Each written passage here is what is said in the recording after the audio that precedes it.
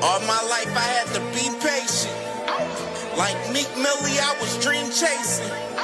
Finger to the law when I see haters. Oh, the feeling when you tell your niggas we made it. Ooh, baby. Ooh, baby. Ooh, baby.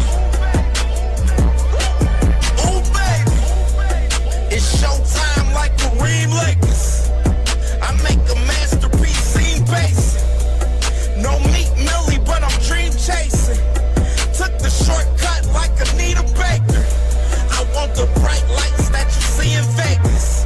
I need a big house with like 3 basements. Drop an M on the whip, think I'm speed racing. Don't know if it's the Transformer or the Green Ranger. My nigga Mac got the beat banging. Young nigga selling crack as a teenager. Had fiends playing baseball out here free basing. Had me showing off the rings like a Freemason. My mama gone, but I keep pacing. Trying to keep it all together like I need braces.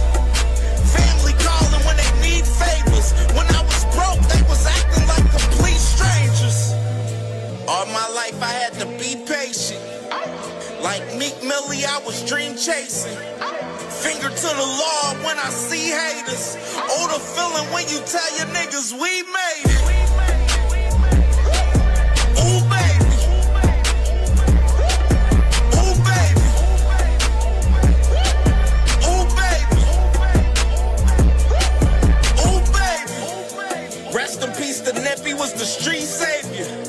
Got my credit right now, I need acres. Gotta turn your dirty money into clean paper. Trying to own a franchise without a key player. I go through hoes like I weave laces. Tree blazers, let they mama noodles be flavored. Meat takers that be acting like the D sacred. You bust in, you would think they on their knees praying.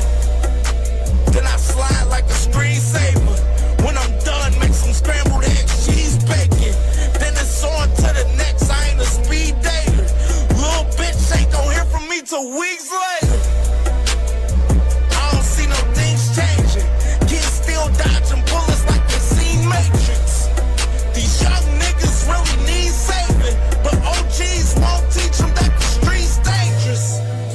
All my life I had to be patient. Like Meek Millie, I was dream chasing. Finger to the law when I see haters. Oh, the feeling when you tell your niggas we made it. Ooh, baby.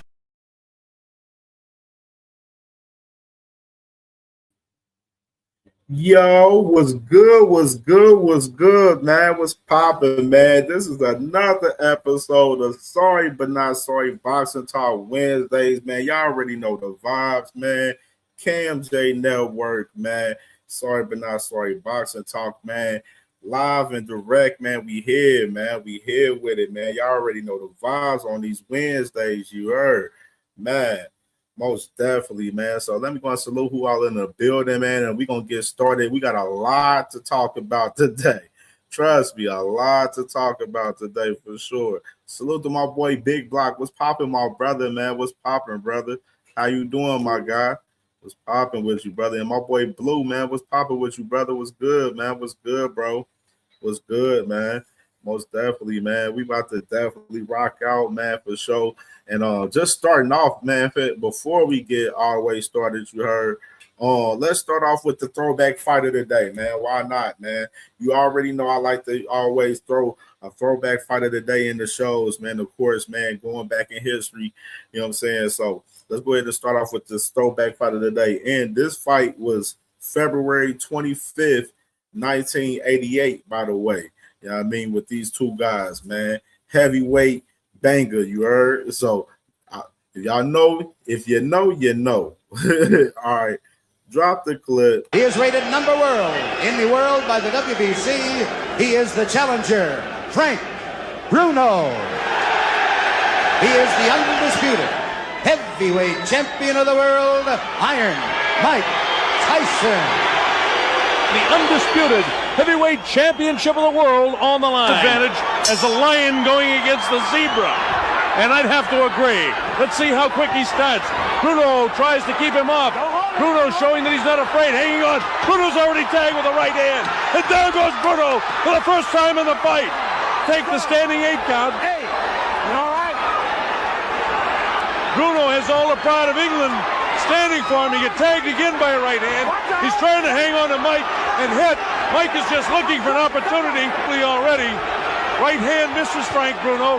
Bruno has come to try and mix it up. He's hanging on to the head of Tyson. Well, all the questions about distractions have been answered as Tyson attacks. Now Frank comes very slowly across the ring. He knows he's in with a bull. Tyson gets nailed with a left hook. Tyson looks wobbly as he attacks Bruno. Bruno continues to throw. Tyson was caught. Tyson looks clear, but he was caught by a shot by Frank Bruno. Tyson trying to fight back. The right hand catches Bruno. Left hook. Bruno looks ready to go. Now is when he's going to hang on. Get a punch off. Mike catches him with a good left hook, and Bruno has the wherewithal to hang on to him. Yeah, that it's a question of time before Mike catches him. No holding, no holding. About 8,000 or 9,000 here at the Hilton Hotel. Bruno was caught that time, and Tyson knows it. Tyson trying to attack now to finish him off. Tyson gives him room to come off the ropes. Scores with the uppercut. Lands a big right hand. Bruno's in big trouble now. He's ready to go. And he hits him with a right hand. He's still in big trouble. The uppercut catches him. The right hand catches him. This is round 5. A fighter cannot be saved by the bell as the big right hand lands. Tyson knows he's got him in big trouble. If he doesn't answer it, Richard Steele has moved in and has stopped the fight. Michael Tyson wins on a 5th round TKO.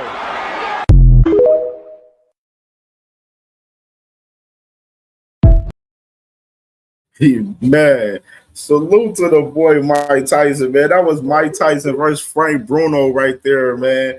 And February 25th, 1989, man. Crazy. Mike Tyson getting the stoppage in the 5th round, man. Barn burner in that fight between them two guys. And of course, they fought twice in their career. And of course, the second fight, they fought in 1996, where the boy Mike Tyson ended up stopping Frank Bruno in the 3rd round in 1996, of course, you know what I mean? So definitely, man, salute to Mike Tyson, one of the goats of the sport, man. You know what I'm saying? This fight with him at February 25th, 1989, I was 2 years old at that time. Just sitting back thinking about it in retrospective. So that's crazy. So definitely, man, salute to the guys, man. And let's go ahead and get into the topics, man, of the show, man. You already know. You know what I'm saying? We got a lot to cover, man. A lot to cover, like I said before. But let's go ahead and get started with the first topic. And, you know what I'm saying? We're going to start with a little header in this one, man. Let me pull this up real quick. Where are you at? All right. Mr. Richardson Hitchens, man. We all know, of course, he was supposed to fight this past Saturday against Oscar Duarte. And, of course, he ended up pulling out of the fight due to him being ill after he ate breakfast after his morning weigh-in for the IBF, of course. And we was talking about this in general, man. You know, the IBF should, you know, IBF with Oscar De La Hoya and Golden Boy, all of them was speaking about those guys ordering this fight with him and Oscar Duarte immediately. And hold on, let me stop something. I just forgot something. My bad. I'm being crazy. Salute to my sister Angie, baby, in the super chat with the $5 super chat for sure. Salute to you, sister. Appreciate you most definitely, man. Salute to you, sister, for sure. And just back who I was speaking for is the IBF with, you know, Richardson Hitchens. Everybody, we was all assuming that they was going to order him and Oscar Duarte originally, but obviously now you're looking at them. They ordered him with Ladolo Delgado, man, which is he's 24-0, man, which is, you know, a nice opponent up here in the 140-pound division right now, man. That's heating up, man. Of course, man. So they done made this order, and Oscar Duarte, after all, will not be getting his shot at the IBF title, man, which is definitely nasty work, bro. Definitely nasty work, man. And someone had to say something about that too, man, in recent time. And then I definitely want to play this. Let me share my screen. I want to play Mr. Reese's Prograde talking about Africa right here, man. So let me pull this up right here. It's probably gonna be an ad at the beginning. Disregard the ads, y'all. And salute to my boy YSL. Thursday, the Rockets take flight against the Magic. Then the Wolves. Hold on, something going on with the sound because I can't hear on my end. Hold on, y'all. Thursday, hold on, 7 p.m. Eastern, only on Prime. I can't hear on my end. Hold on. Two Sizzle was good, my boy. Was popping with you. Was popping, bro. Hold on, let me do it on this one then. All right. So this. Hopefully end up working on this. Because I couldn't hear right there on that one. What was that? Oh, that was YSL. Yeah. All right. All righty. This program here. Hold on. Give me 1 second, y'all. Let me put this up. Because I couldn't hear on my end when I was sharing my screen just now.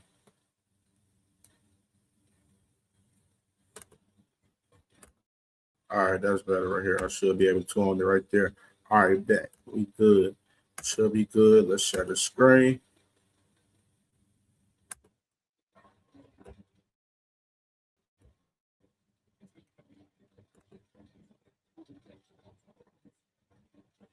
I think that'll be kind of big. And salute to my boy YSL, my boy Jamil from YSL right here with this interview with Reese's Program right here, man. So let's go ahead and play this. I'll move off that real quick. It was very disappointing. Crush the Legend was good, my boy. Duarte and Richardson Hitchens, very disappointing. I'm definitely not one of those people that's saying that Africa is ducking anybody. I just you never been. You from New York, right? Definitely from New York. Yeah, I know you've been liking him, bro. You said you like, man, Hitchens not scary. He not this. Bro. I mean, look, the writing on the wall right now, bro. The writing on the wall. He might be a bitch ass nigga. I can say it right now. Hitchens might. No, I know you said that, bro. Look, I just don't all right, believe look, it, man. You don't think? Look, bro. He had a fight. He pulled out the same day. Come on, bro. The same day he ducked a lot of people, bro. I'm not gonna lie. I know he want to keep the belt. Now, one thing that I do think that maybe he's doing, maybe he did this on purpose, is that maybe now his manager, I know Keith Conley. I had dealing with Keith Conley before, right? Mm-hmm. Now maybe his manager came out here to Vegas and spoke with Zuffa, and maybe they doing something like, because he is a free agent, right? Y'all don't think about it like that. He is a free agent. So maybe Keith Conley came out here and did a deal with Zuffa and was like, you know, what the money is. And they might be giving him a bigger bag with Zuffa. It might come out later. I don't know for sure, but it might be like that. If not,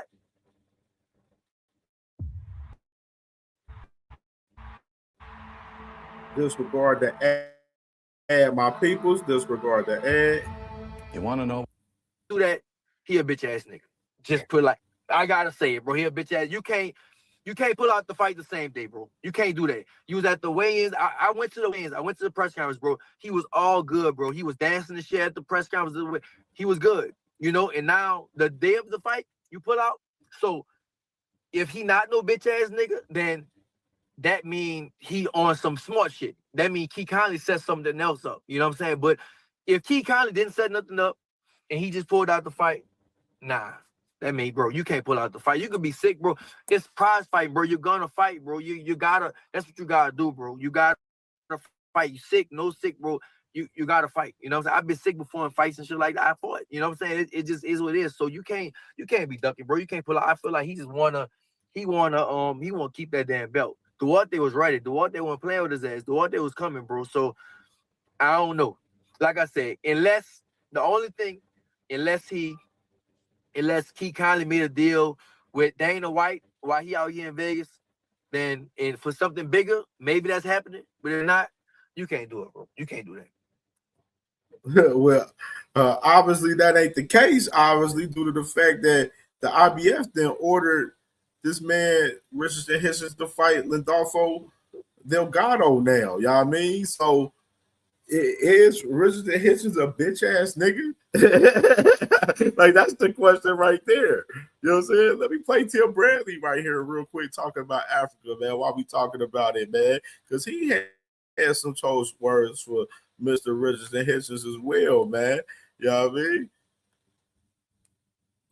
This could probably be another ad. Yo, Tim Desert Storm Bradley, you already know the rest. Yeah, man. Richardson Hitchens, hey, you thought your ass was off the hook, huh? Nope, you ain't off the hook. Nope. Man, straight up buster, man. You be talking all this trash, talking about this, talking about that. Can't nobody beat you. Oh, Haney. Oh, Keyshawn Davis and all this shit, man. And you had a monster in front of you, bro, and you straight up bagged out of the damn fight. You a straight up buster, bro. Straight up buster in the hood. We a buster. You already know he's a pretender. That's what a buster is in the hood. Yeah. What they call it, a blusterer. That's what the dictionary. You a blusterer. So Tim Bradley a hood motherfucker now? What is he talking about? Like, you know what I'm saying? Like, a little off to me right there. Nasty work, but continue. Dudes that boast and talk shit and trash and all this shit and then bag out. Yeah, soft as hell, bro. For real. Oh, everybody could say, well, Tim, he got sick. Boy, you made it to the damn scales. Man. It ain't like you didn't make it to the damn scale. Shit, Schofield didn't even make it to the damn scale. Shit, your ass, you made it to the damn scale.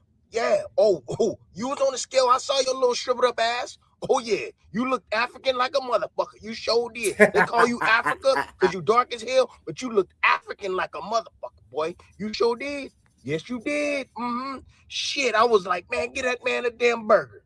Get this man a burger, man. Your cheeks was sucked in. It was the worst I've ever seen you. Yeah, you tore down your muscle and everything. Your arms are skinny as hell. Look like frail, bro. Skinny as hell, bro. For real. You had a tough ass weight cut. That weight cut was tough. That's what it was. It was a tough ass weight cut, and then you went ahead and you went to binge, and then you felt that, you felt that pressure one, because you felt that animal that was in front of you. You felt him. You looked at him. He looked cool. He was happy. He was like, yeah, I'm about to whoop your ass. Oh, Duarte was about to whoop your ass. Ooh, he was coming all night long, and you didn't want to deal with that. You felt little butterflies in your stomach. You felt a little upset stomach. You start feeling sick. Yep, that's the pressure on your ass, okay? That's a normal thing. It's normal. But when you do it right, you don't feel that. You know what I mean? You're able to deal with that. But the fact that, you probably had diarrhea, you felt a bit nauseous, you felt a bit lightheaded. Yeah, because you didn't do it right, bro. All that, stay off of social media, man. Stay off of that shit. I'm sick of y'all fighters, man, already picking your other fights before you even have a damn fight. Yeah. Even Ryan Garcia talking about this person and talk about that person. Yeah, man. Like, you know what I'm saying? That's Tim Bradley perspective right there, you know what I'm saying? Which is kind of the same similar perspective that Mr. Regis Prograis had, as far as, they felt that him fighting the day of the fight, him weighing in right, good and everything, and then him getting sick after he eats breakfast and pull out of the fight. A lot of these guys out here thinking that Richardson Hitchens is bullshit right here. You know what I'm saying? And I definitely can agree, man. And y'all remember when we had the final prediction show, man, last week. Not the final prediction show, the final press conference reaction show. Y'all remember when Richardson Hitchens said this, and he was popping big shit. If his team want to bet, if anybody want to bet, I promise you I will knock this kid out if he come at me like a train. Everybody has been making the Africa popping it. But Africa definitely forgot to mention Gustavo Lemos when he was mentioning his name. Because he mentioned that performance, because he know that performance was ass from him. When I fought Lemos, first of all, there you go. Do the IBF rehydration clause. if anybody's unaware of what's that, you weigh in on the day of the weigh-ins and you still have to make weight the next day. I made you know this. That happened for every fight for you, nigga. I ate whatever I wanted to eat. I went up to, I want to say 155.2, 154.8. I went back that same night, losing weight, sat in the tub, working out. I woke up the next day. I made the weigh-ins. For the latest. He giving them excuses. Again, I'm fighting in Vegas and we got to be in the arena earlier. I only had about 6 hours to rehydrate that fight. I told my managers, I told everybody the day before, I don't want to do the IBF rehydration course. I'm going to fight how I'm going to fight. They said, no, fight. This is for world title shot. Do it. Me losing that weight, again, day to fight, made Lemo's pressure. I felt it way more. I felt zapped, but I was such in good shape. I was able to deal with that type of pressure. But you seen what happened when Lemo's a pressure fighter came at a boxer like Keyshawn. He got knocked out. He's going to do the same thing. You ain't stop him, though. That's the thing, though. You just made a whole excuse about the damn fucking rehydration, man. The IBF, when you know you got to fight under those rules every fight, Africa. Come on, now. That was a bullshit-ass excuse from Africa right there. Patient. He's none of that. So we'll see. He know.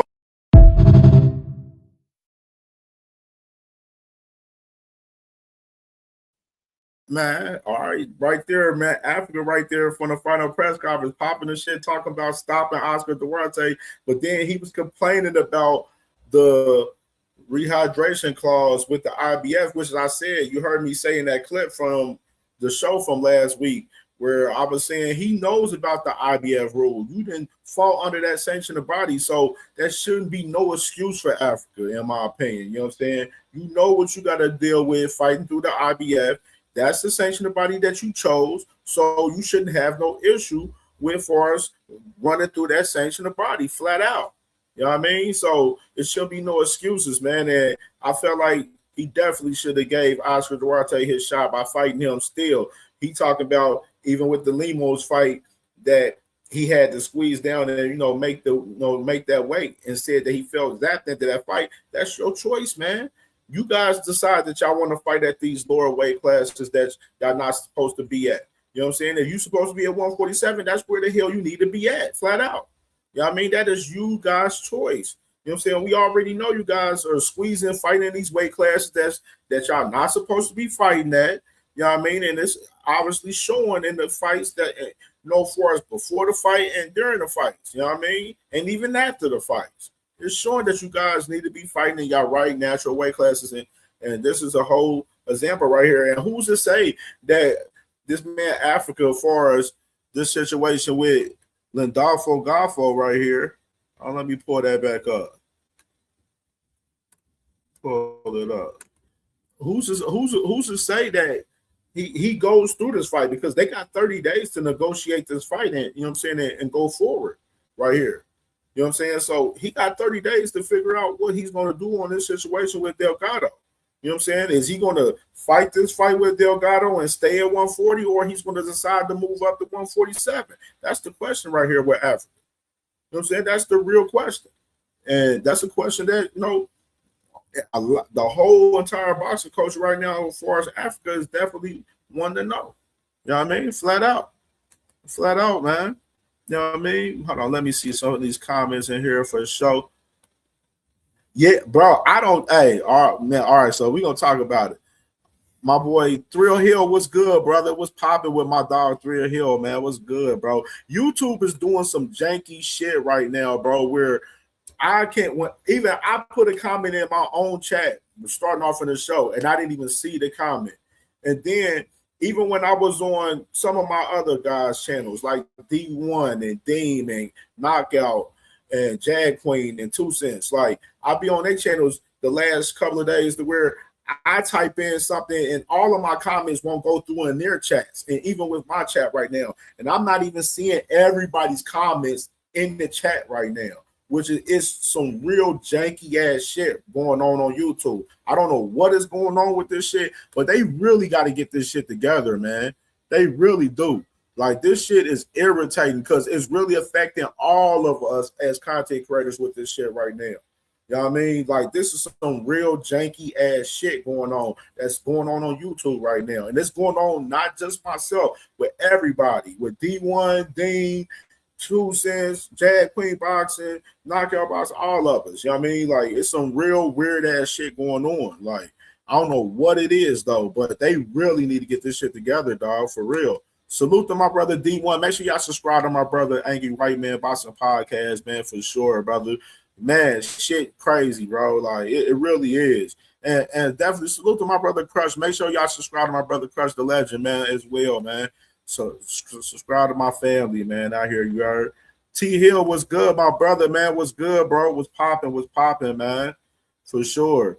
Yeah, Angie, baby. Like, it's some real weird ass shit. Like, I don't know what is going on. This shit been happening the last few days, you know what I'm saying? But it's been coming out clear the last 2-3 days that I've been noticing, like, where everybody's comments is not going through on YouTube in the chat right now and on some of our live streams. And this shit is really frustrating for real. It really is. Like, it really is. Boy. Boxing Academy, salute to you, man. Welcome to the channel, man. Subscribe to the channel for sure, brother, for sure. Cash Crypto, my brother, man, what's good with you, my dog, man? What's good, man? Bruce Gas, what's good, my brother? Was good. Bruce Gas, and make sure y'all subscribe to Bruce Gas, man, for sure too, man. He definitely been putting in that work for a long time on the boxing content and has a great channel for us boxing, man. Salute to Bruce Gas, man, for sure. And salute to my brother Teach, man, my dog, man, my motherfucking guy, Teach, man. What's good, brother? Yeah, man. T Hill, bro. It's janky, bro. Real live janky right now, dog. Like, it's really frustrating. I can't even lie. It really is. BVO was good with you, brother. Was good. Oh, and salute to my brother D1, man, with the $5 banging in the cash app, man. Salute to my brother, man, and subscribe to my brother D1, man. I'm glad my brother back home safe, man, coming home from his vacation out there in Mexico. You heard, man, just crazy, man, crazy stuff out there, man. Salute to my brother D1, man, with the support, man. That's my brother, man, for sure, always. And salute to BVO, man. Make sure y'all subscribe to BVO, man, for sure, man. And the SDN family, man. Salute to my dog BVO, my boy, Cleveland's finest. Yeah, Angie, baby. Like, man, like, I put like 2-3 comments while I've been live this whole entire time and only seen one of them. Like that, it's some real live janky shit. Like it's really crazy, man.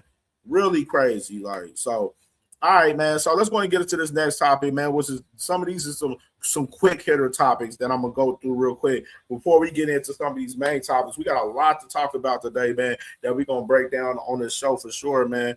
And let's go and get into this quick one right here. Lewis Crocker. So of course it was, Lewis Crocker is supposed to defend his IBF title versus Leon Pyro in a mandatory fight on March 5th in Australia, but that fight is now getting postponed. Now you have Lewis Crocker and Leon Pyro being postponed due to Lewis Crocker suffering a ligament damage in his hand. So this fight is going to be postponed. Of course, this fight was definitely supposed to go down March 5th. And of course, another person that was going to be on this card as well was Mr. Tim Tszyu, so which was real interesting because of course we talked about on the channel that Tim Tszyu was supposed to fight on this card in particular, and before he was supposed to have the opportunity with Earl Spence. So definitely interested to see how that situation play out. But this fight in particular is postponed. Any other news when they will postpone this fight, we would definitely let you know. But definitely nasty work right here, and you would expect like Lewis Crocker probably be out a little time though with this, for real, honestly, with him having damage and in his hand, like far as suffering damage, damaged ligament in his hand right there. So really interested to see how long Crocker's going to be out right here as far as this particular situation in particular. And we can go and keep it moving for the next one right here, man.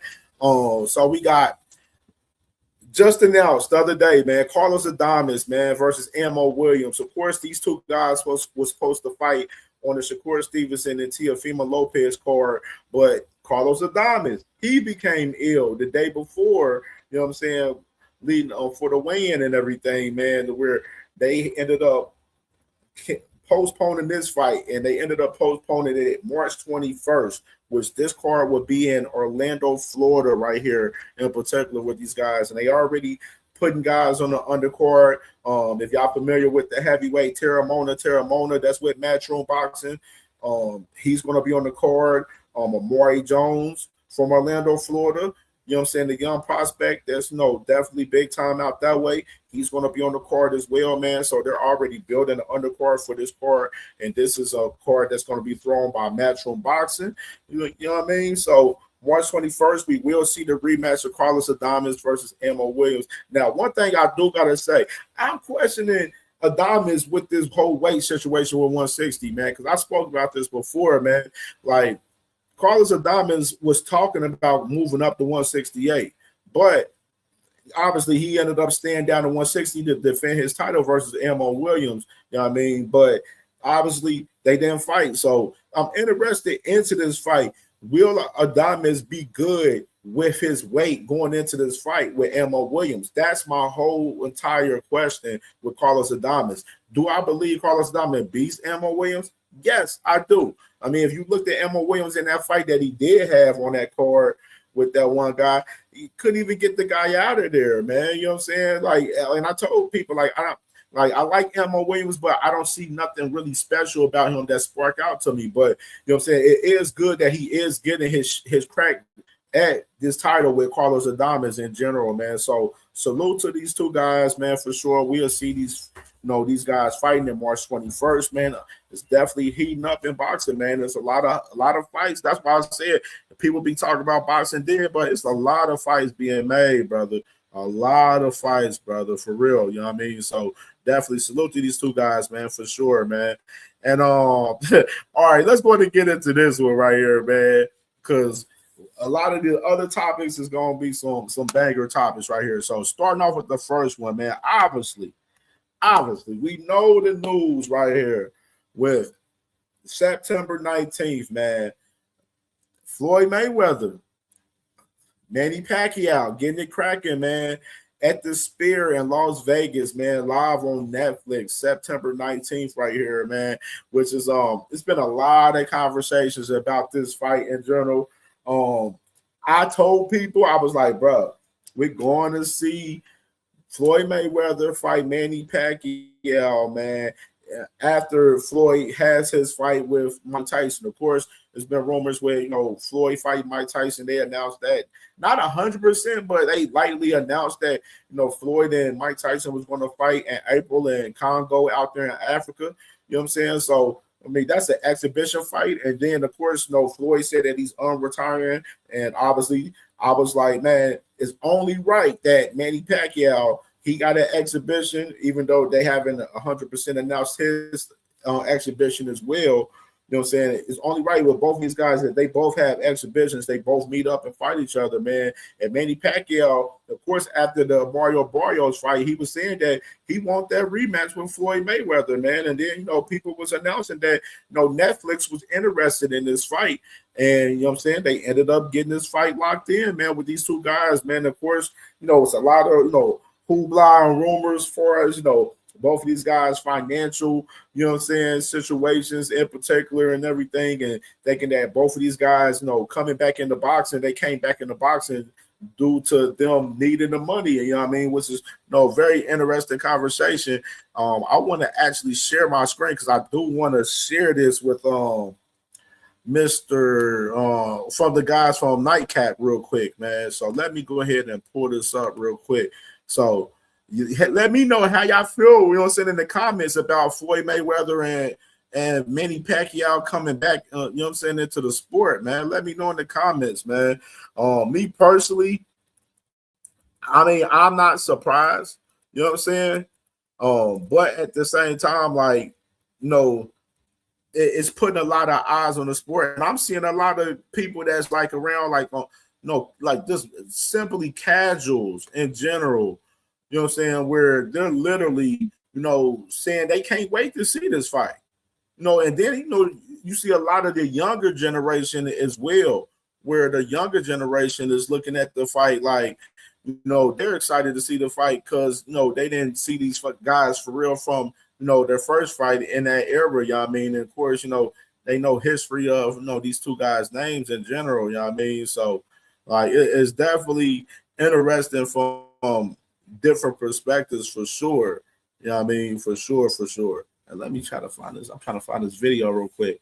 It's going on. Well, there it goes. Okay, I got it now. All right, so I'm gonna be able to share the screen. Let me share the screen, y'all.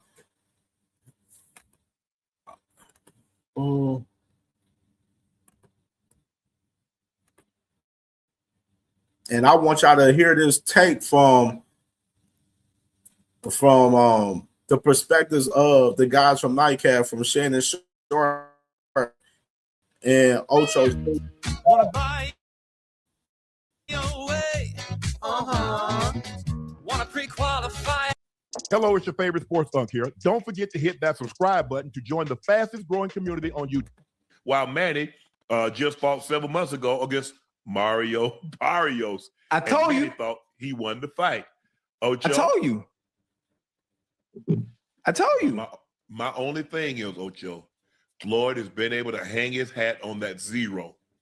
If the 0 is gone, and a lot of people, because here's the thing, you can only fool the people for so long. Yeah. He loses. Well, we already saw him lose. Because I think a lot of people, he was a phenomenal fighter. I didn't tune in to watch him lose. I tuned in to watch him beat somebody's ass. Right. Yeah. But a lot of people did tune in, Ocho, because they wanted to see I saw him lose. Absolutely. And that's the great thing. That's the great thing about Mayweather during his career, is building yourself up as the villain and being able to command such enormous paydays, because the majority of the people tuning in are tuning in to hope you fail. And they hope 50 times. And all 50 times, you debunked them, Right, in their hopes, in their wishes. So again, now, far removed outside of your prime. Real Tim's was good with my dog. What's popping, brother? What is everybody going to tune in to see? Whether you 48, 58, 68, finally, is this the time where we finally get to see the pound for pound, one of the greatest of all time?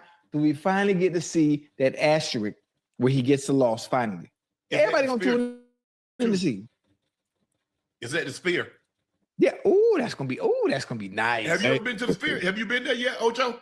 No. I walked on the outside though. I walked on the outside. That was enough for me. It's crazy, Joe. Yeah, you went to the MMA UFC thing, right? fight. Yeah, I went to the UFC fight there. Hey, well, what's up, man? We gonna go to the fight? We can make it happen. Yeah. What's up? It's in September. I'm ready. You ain't gotta. Hey, you see those boys, man. You see and these are casual fans right here.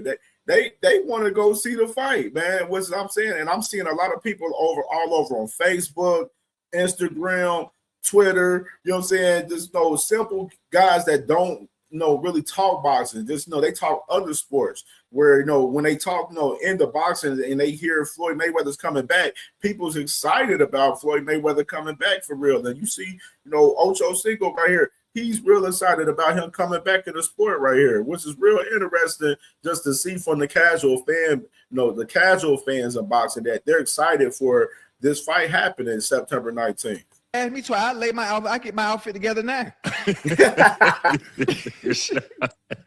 Man, I like that. I would like to put $5,900 down towards something, Joe. You put it on layaway, Joe. Hey, listen. Seeing Ironheart Uncle Cass was good with my family, man. And subscribe to Uncle Cass Sports, man, for sure, man. That's my family, more sure. Next short, best guy in boxing for us talking the history of boxing. If y'all want to learn something, definitely subscribe to Cass Sports, man. My uncle, man, for sure, man. Live every day at 2 p.m., man, for sure. And seeing Ironheart, Rick Timms was good with my brothers, man. Was popping. I don't really know how I feel about it. Talk to me, Joe.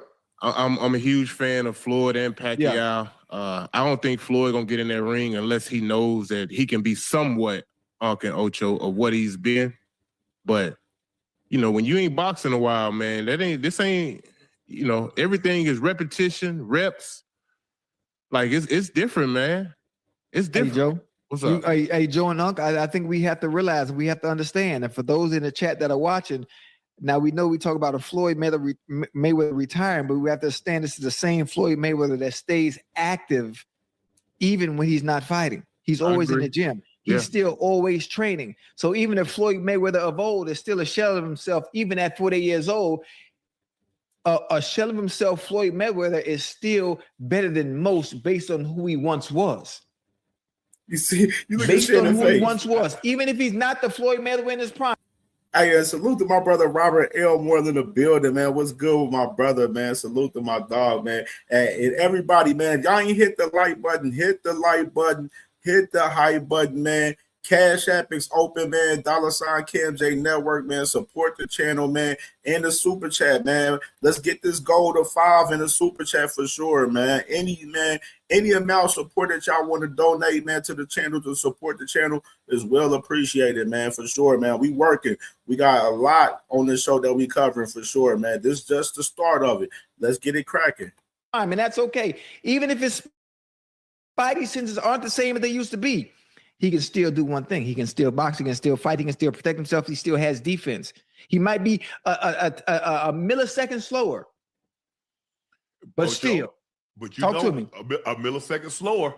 Oh yeah, it makes a difference. It's a huge, but also that's the thing. Like, for as him in the exhibition, for as Floyd Mayweather with him in the exhibition with Manny Pacquiao, I don't believe, it like. It's good. I'm not crazy about the fight for as the fight being entertaining. I don't think it's gonna be that entertaining, you know what I'm saying, for real. But both of these guys ain't in a prime, man, in reality. We seen it with Manny Pacquiao last year in the fight with Mario Barrios, man, where we seen him with, he lost some steps, man, obviously, for sure. Not fighting for 8 years and then coming back into a professional fight, you know what I'm saying, which far as his age-wise, him fighting it, he looked cool, but it wasn't like we don't care to see these guys fight, man. As far as exhibitions, that's cool, but like I'm not tripping about these guys fighting in particular, man, and getting to a bag. I mean, of course, it's gonna bring a lot more eyes on the sport as well, man. But the perspective far as Floyd Mayweather losing steps, like we seen it in the exhibition that he had with John Gotti III, that last exhibition, bro. That last exhibition from Floyd was trash a couple years ago. It was a trash performance from him for real. He was up here talking to the ref and everything, telling the refs, stopping the fight with the ref and everything. Like, he was doing a lot, man. So it's a lot of interesting perspectives as far as Floyd Mayweather coming back in the game. And salute to my brother Robert Elmore with the $5 banger and the Cash App, man. Salute to my brother, man, for sure, man. Much love, brother, for sure. Man. So you're fighting someone that just as experienced, that had just as much wear and tear as you do too. Yeah. So I think it kind of evens out. This ain't like no exhibition. This a real fight. Oh no, this is a real deal, baby. Yeah. It's the real deal. Okay. Real deal. Mm-hmm. But the thing is, the Ocho, okay, he fights Pacquiao. Yes, sir. Then who he fight with next? Floyd go wait. I don't know. I mean, man, I'm sure Manny can make 147. Hell, Manny of course walk around with probably 137. Yeah. I wonder how much. Floyd walk around weight is 150. So it ain't enough for him to drop 3 pounds. 3 pounds. Yep. Mm-hmm. Yeah, I wonder what weight class they're gonna be fighting at. Is it gonna be 147? You know what I'm saying? 154, of course. Manny, he fought at 147. Manny is actually ranked in a couple of sanctioned bodies, you know what I mean, at 147 as well. So the fight, most likely, you'll probably see it at 147. What y'all think the payday gonna be? Netflix paid. Well, you see what they paid Jake Paul and Mike Tyson. They paid Jake Paul and Anthony Joshua. He might clear 300. 300. Yeah. They get no 300 M's. I don't believe they get no 300 M's now. I don't believe that. Clear 300. And you know who else is a good one too? Who was that? I don't know where he goes from after that fight. I would make one more. I just don't know what it would be. Obviously, you said you didn't like the names that I threw out there, obviously for obvious reasons, because of the weight and one being at the pinnacle and the top. in his career and just defeating the Canelo, but I'm talking about being able to grab the most and maximizing these last 2 shots in the ring. I'm just saying. You talking about you want Floyd to fight Bud? Come on. I know. Bruh, hell nah, bruh. We know damn well Floyd ain't gonna fight no Bud Crawford, man. This man Ocho Cinco was asking for Floyd to fight Canelo or fight Bud Crawford after Manny Pacquiao. That's some real interesting shit right there. You know what I'm saying? Like, how in depth Floyd Mayweather's going to retire and fight? That's the question right there. You know what I'm saying? Which is obviously he's going to be looking for cash money grab fights. You know what I mean? And of course, Canelo would love to probably fight Floyd Mayweather again. You know what I'm saying? If he was to look sharp in the fight with Manny Pacquiao, of course, and if he was to mess around and do something, but then the weight disparity for us that too, for us that, but that'd be interesting because we got Canelo fighting 168 and then Floyd come back fight maybe at 147 or 154 or something with Pacquiao probably. You know what I mean? But I know. But Bud Crawford definitely not fighting Bud Crawford. Hey Joe, I said it the other night and everybody laughed at me. I said 3 names. Now, all of a sudden, 2 days later, one of those names is the ones he's fighting because I'm understanding the only way to maximize as much. Hey, Chad Ross, man, salute to my dog, man. He said it's funny to listen to mainstream media talking boxing. They clearly don't follow the day-to-day operations. They are clueless talking boxing, bro. Exactly, and that's the exact reason why I wanted to play this for y'all to see what the casual fans are saying about Floyd Mayweather and Manny Pacquiao. That's exactly the reason why I wanted to play it, Chad Ross. Salute, brother. If you're having financial problems, and being able to recoup what you're suing for, hell, he's suing Al Heyman for 30, 40, and whatever company it might be. I don't know. Showtime 340. Showtime 340. Hell, he gonna clear that. He gonna clear that 300 right now against Pacquiao. So if you want to go again and be able to get another cash grab, Canelo rematch. I'm just saying, even if there's a weight discrepancy, I mean, what do we do in that situation? I'm just throwing it out there. Me personally, Ocho, I don't think Canelo is interested in dropping the weight. Floyd can't come, man. Ain't no way in hell. Floyd ain't never weighed no 160. He only fought one fight. He fought De La Hoya at 154, and he was under that weight. Yeah, I know. Yeah, man. I just wanted to show that perspective of them right there, man. Of the casuals, man, and for sure. And I got a lot more content for us Mayweather that I want to show and be talking about that's going to be leading up till there, man, for sure. Was very interesting with this fight, in play for sure, man. You heard. And let's go ahead and get to some of the other topics that we have, man. We got a lot to talk about, like I said, man. So right here, man, the rumors. Salute to my brothers, man. Brunch Boxing, man. My guys, Matt, man, and Ezra, man, from Brunch Boxing, man. They reported the other day that TSP Top Rank possibly is going to have a reunion with ESPN right here, man. So, of course, conversations with Top Rank, what's going to be their next home for us, network. Of course, they've been having some of their fights on, smartphone, smart TV apps, pretty much with Roku, with Tubi, of course. That's the app that everybody go to for us, them in particular, even including myself. You know what I'm saying? But they've been putting on some of their, their content and stuff, through Tubi and everything, and the other smart TV apps as well. And everybody's been questioning, like, what's going to be the home for them? And of course, it was a little rumors that, back, months ago, it was a possible chance once they was done with top rank and ESPN that they were going to bring them back. They was talking about coming back, but then those talks fell through, and now you got Top Rank coming back full circle, back negotiating with ESPN for as another network deal with them as well, which the deal would definitely be less than what they got before. Of course, the numbers for us what they was getting yearly was up to like 90 million for what was reported, and these guys coming back and forth with something was real interesting though for us with Top Rank and ESPN though. Wanted to definitely quote this from my guy Matt Brown, man, from Brunch Boxing. He said, a source with firsthand knowledge of the situation told Brunch Boxing unequivocally that Matt Kenny and Glenn Jacobs sabotaged the ESPN deal and then left to go to Paramount and Zuffa Boxing.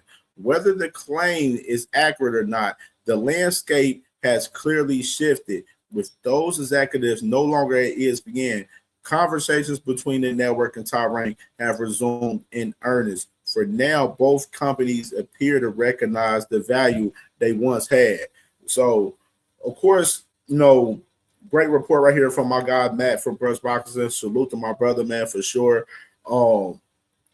ESPN, they don't have combat sports over there at ESPN right now, and they're eager to get something going. And they see in the landscape with Netflix coming into the fold with the sport, with buying fights with Tyson Fury, along with of course Floyd Mayweather and Manny Pacquiao, which I just mentioned, for as those guys.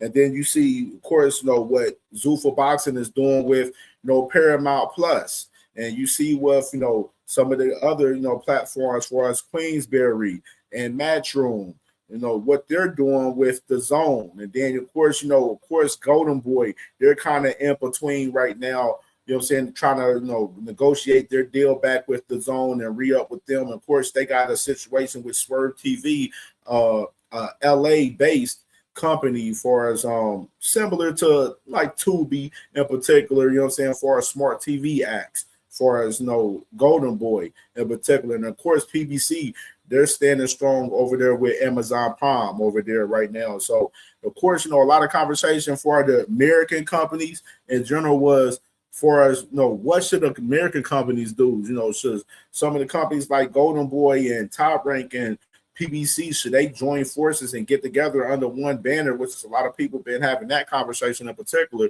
which is one idea that I thought would be interesting, honestly, would be if they all was like, let's get together and talk with Netflix and see if we can get all of us under one banner over there working under Netflix, or the same vice versa for us Amazon Prime or something, possibly. You know what I'm saying? Like a deal where they all working together and they making fights among each other, you know what I'm saying, and they keeping American boxing strong together, you know what I'm saying, and going up against what's going on with Zuffa Boxing over there. That would be something that I would have an outlook on if I was those three companies. But of course everybody's doing their own thing and they want to be their own man, of course. You know what I mean? A lot of these boxing companies and these promoters with these companies, they all are very egotistic with their brands, you know what I'm saying, of course. You know what I mean? But obviously right here, I think that would have been a great idea if them guys will all join forces. But you see these guys working together for us, Golden Boy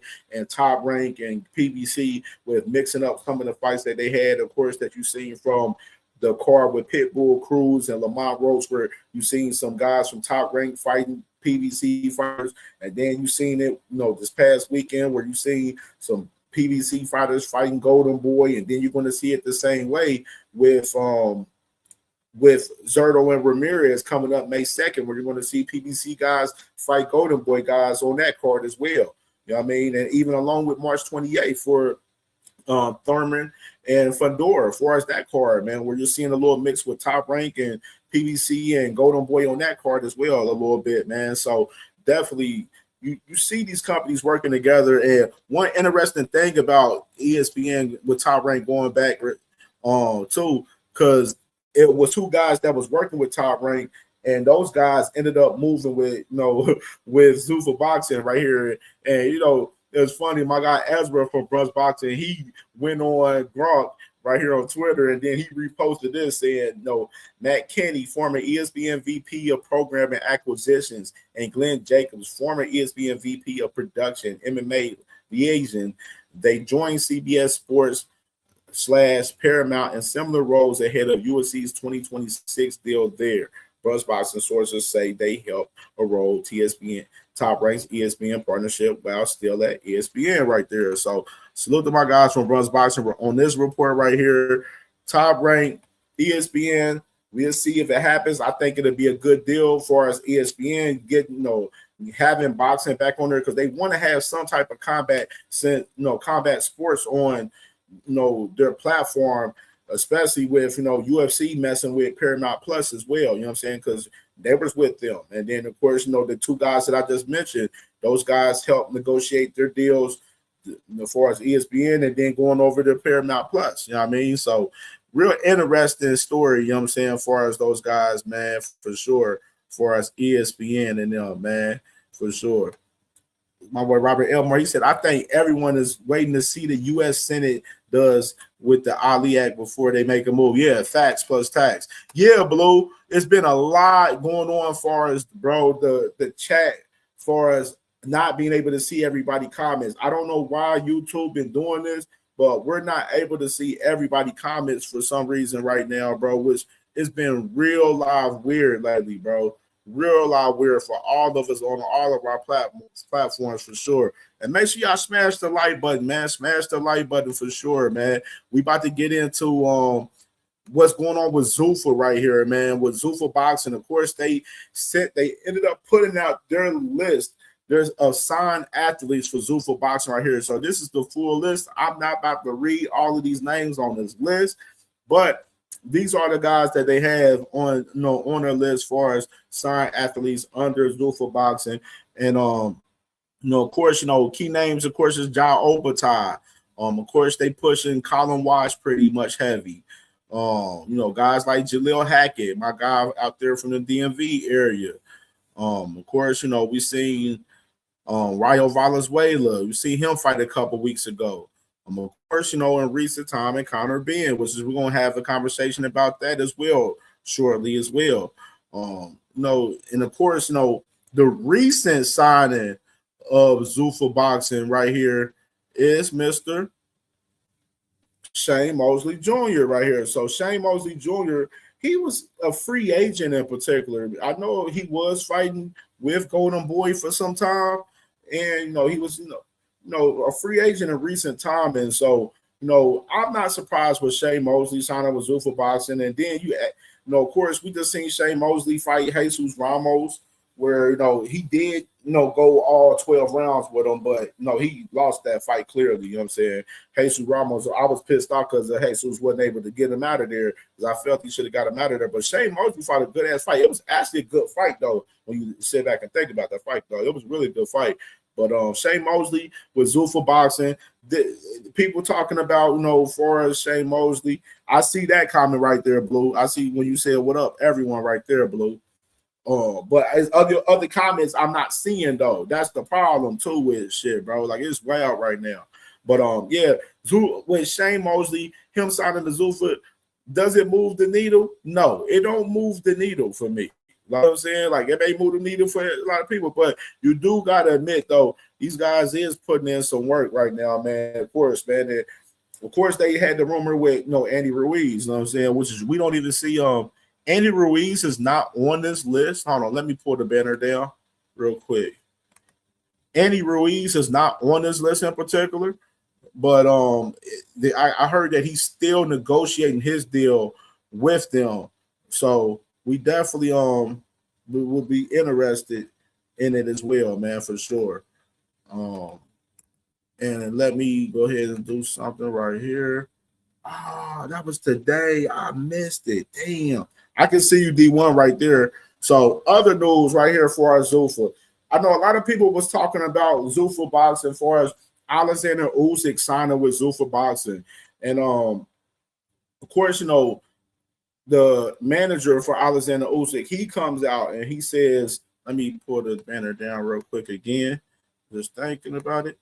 The manager for Zuffa Boxing, the manager for Alexander Usyk, Shari Lapin, he comes out and says, fake news, friends. There are reports circulating in the media claiming that Alexander Usyk has allegedly signed a contract with Zuffa Boxing. This information is not true. We ask you that you rely exclusively on official statements from our team. So that's word from Alexander Usyk team where they're saying that they are not signing a contract with Zuffa Boxing right now. You know what I'm saying, in particular. So that killed that whole little situation with Alexander Usyk, because I know a lot of rumors was popping out, in recent time as far as him signing with Zuffa Boxing, and they already killed that whole narrative right there out the gate.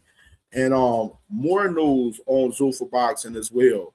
You know what I'm saying? He's got a lot of shit going on with Zuffa. Zuffa is seeking the British board backing for the new belt. So they're trying to get the British, the BBC over there to back them on their new belt, as far as the new belt that they have for Zuffa Boxing, versus very intriguing in particular. You know what I'm saying, with these guys right here, making a move and making their mark on their brand. You know what I'm saying, with the new belt, which is, they're getting closer and closer, moving where they're making moves, trying to take over the sport. It's a hostile takeover, and that's something that I've been mentioning on my socials, as far as Twitter and and Facebook and everything. If y'all pay attention, if y'all follow me on my socials, man, where I talk about a lot of the stuff that I, during the day when I'm not live and not doing videos, I talk about a lot of the stuff that's going on in the sport on my socials. So that's why I always encourage everybody to follow me on the socials, man, because I be chopping it up all day. But Zuffa, they very active, man, for sure, man. And definitely I want to get into the conversation with Mr. Conor Benn, man, which of course, in recent time, man, of course, the rumor that one fight deal for $15 million with Zuffa Boxing, man. And you see right here with this graphic that I got up right here, $15 million for one fight for Conor Benn, and then you see 3 fighters from UFC right there.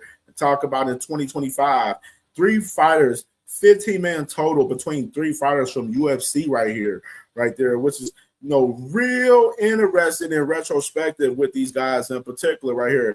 And I wanted to play this content with 2 UFC fighters. One of them is Sean O'Malley, that one of the superstars with UFC right here, where he talks about them in particular, as far as Conor Benn coming into the sport, getting $15 million and their perspective on it. I mean, so let me go ahead and play the clip of that. He is rated number. If it ain't. You with your ties to the UK, some of the biggest news last week was Conor Benn signing with Zuffa Boxing. What was your reaction when you saw him going over and the price tag attached with it? I feel like everyone's trying to get me in trouble here. Yeah, it's not something that I'm happy about. So what I would say is, when the announcement of the Paramount, big money partnership came, people was asking me, how do you, excited about this? And my answer was, well, what does that mean for the fighters? Until we understand how that's going to translate to the fighters, there's nothing to really be excited about. And then, I heard about the if you want to call it an increase in bonus structure, and this is why I wasn't bothered to be excited initially, because for me that doesn't do enough comparatively to the amount of money that they've just brought in for themselves. And then to see, obviously, Dana White, he's always been quite excited about going into the kind of the boxing world and kind of doing other things like the slap fighting and all that kind of stuff. But then to see it and how quickly he values people away from, how highly he values people away from a sport that kind of built his reputation, it's just upsetting, to be fair. It's disappointing more than anything. And that's probably all I'll say. It's taken over from Turki. Turki's his name. He's like a prince or some shit in out in Dubai or something, like hundreds of billions of dollars. They're paying out. I don't even know who Conor Benn is. I don't know. He supposedly is a pretty big name in boxing. But I never heard of it. Crazy, bro. Yeah, they really paid this is Ben Johns? Conor Benn. Conor. They really paid him $15 million. It's like, I wouldn't blame you for going to box. Yeah, it's crazy how you just put in so much work in the UFC, put in so much work in the UFC, build this name, create this character, be this star. It's like, I'm not making fucking $15 million a fight. It's also a business. If they think that's a good business move and that guy's going to bring in money, it's like, I get it. I don't think anything personal in business. Business is business. He fucking hates Oscar De La Hoya. He hates Eddie Hearn. He hates these people. He's like, hey, let's take their biggest star and pay him, even if it's $15 million for, like, I could see it being out of like an ego thing. I guess as a business thing too, you bring in a legit guy. Yeah. Again, I've never really heard of him. Billionaires.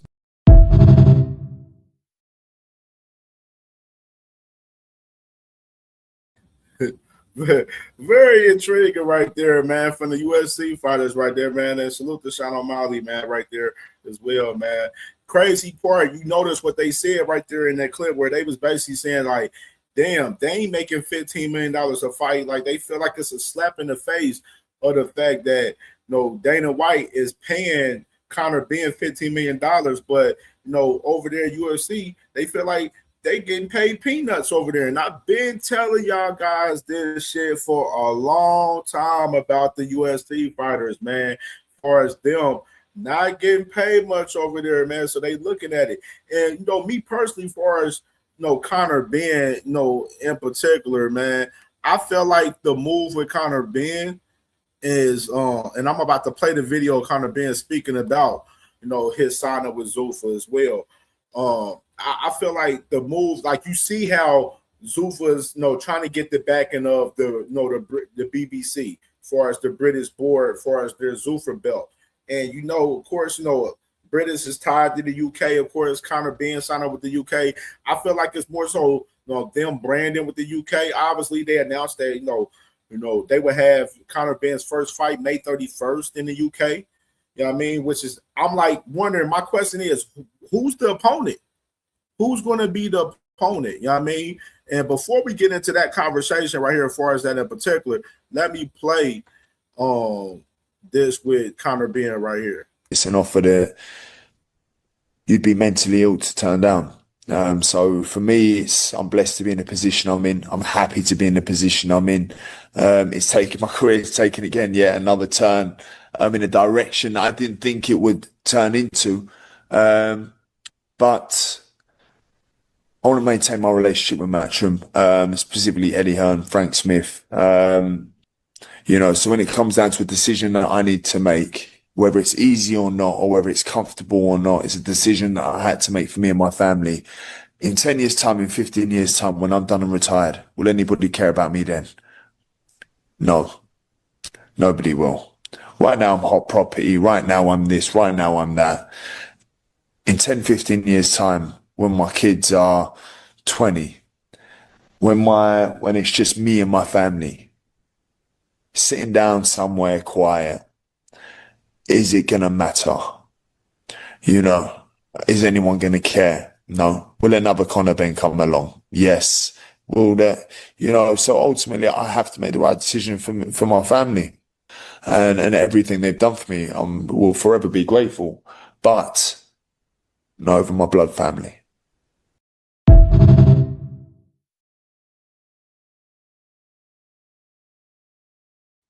Okay, man. Yeah, that's Conor Ben right there speaking about, you know, his signing with, you know, Zuffa Boxing and saying that he still wants Eddie to work with him and everything, you know what I'm saying?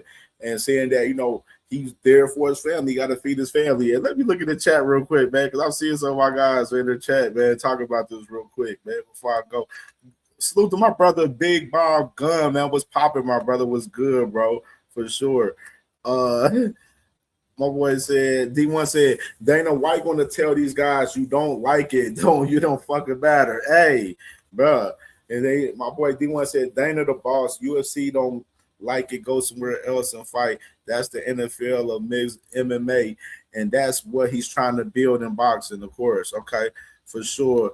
And my boy also said, going to be hard with boxing already being established, but we will see.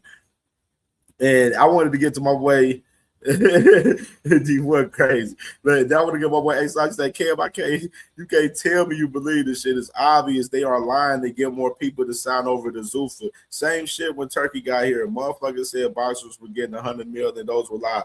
Hey, you absolutely on to something 100% too. on that 100%. Hey, so I said salute to my brother for saying that.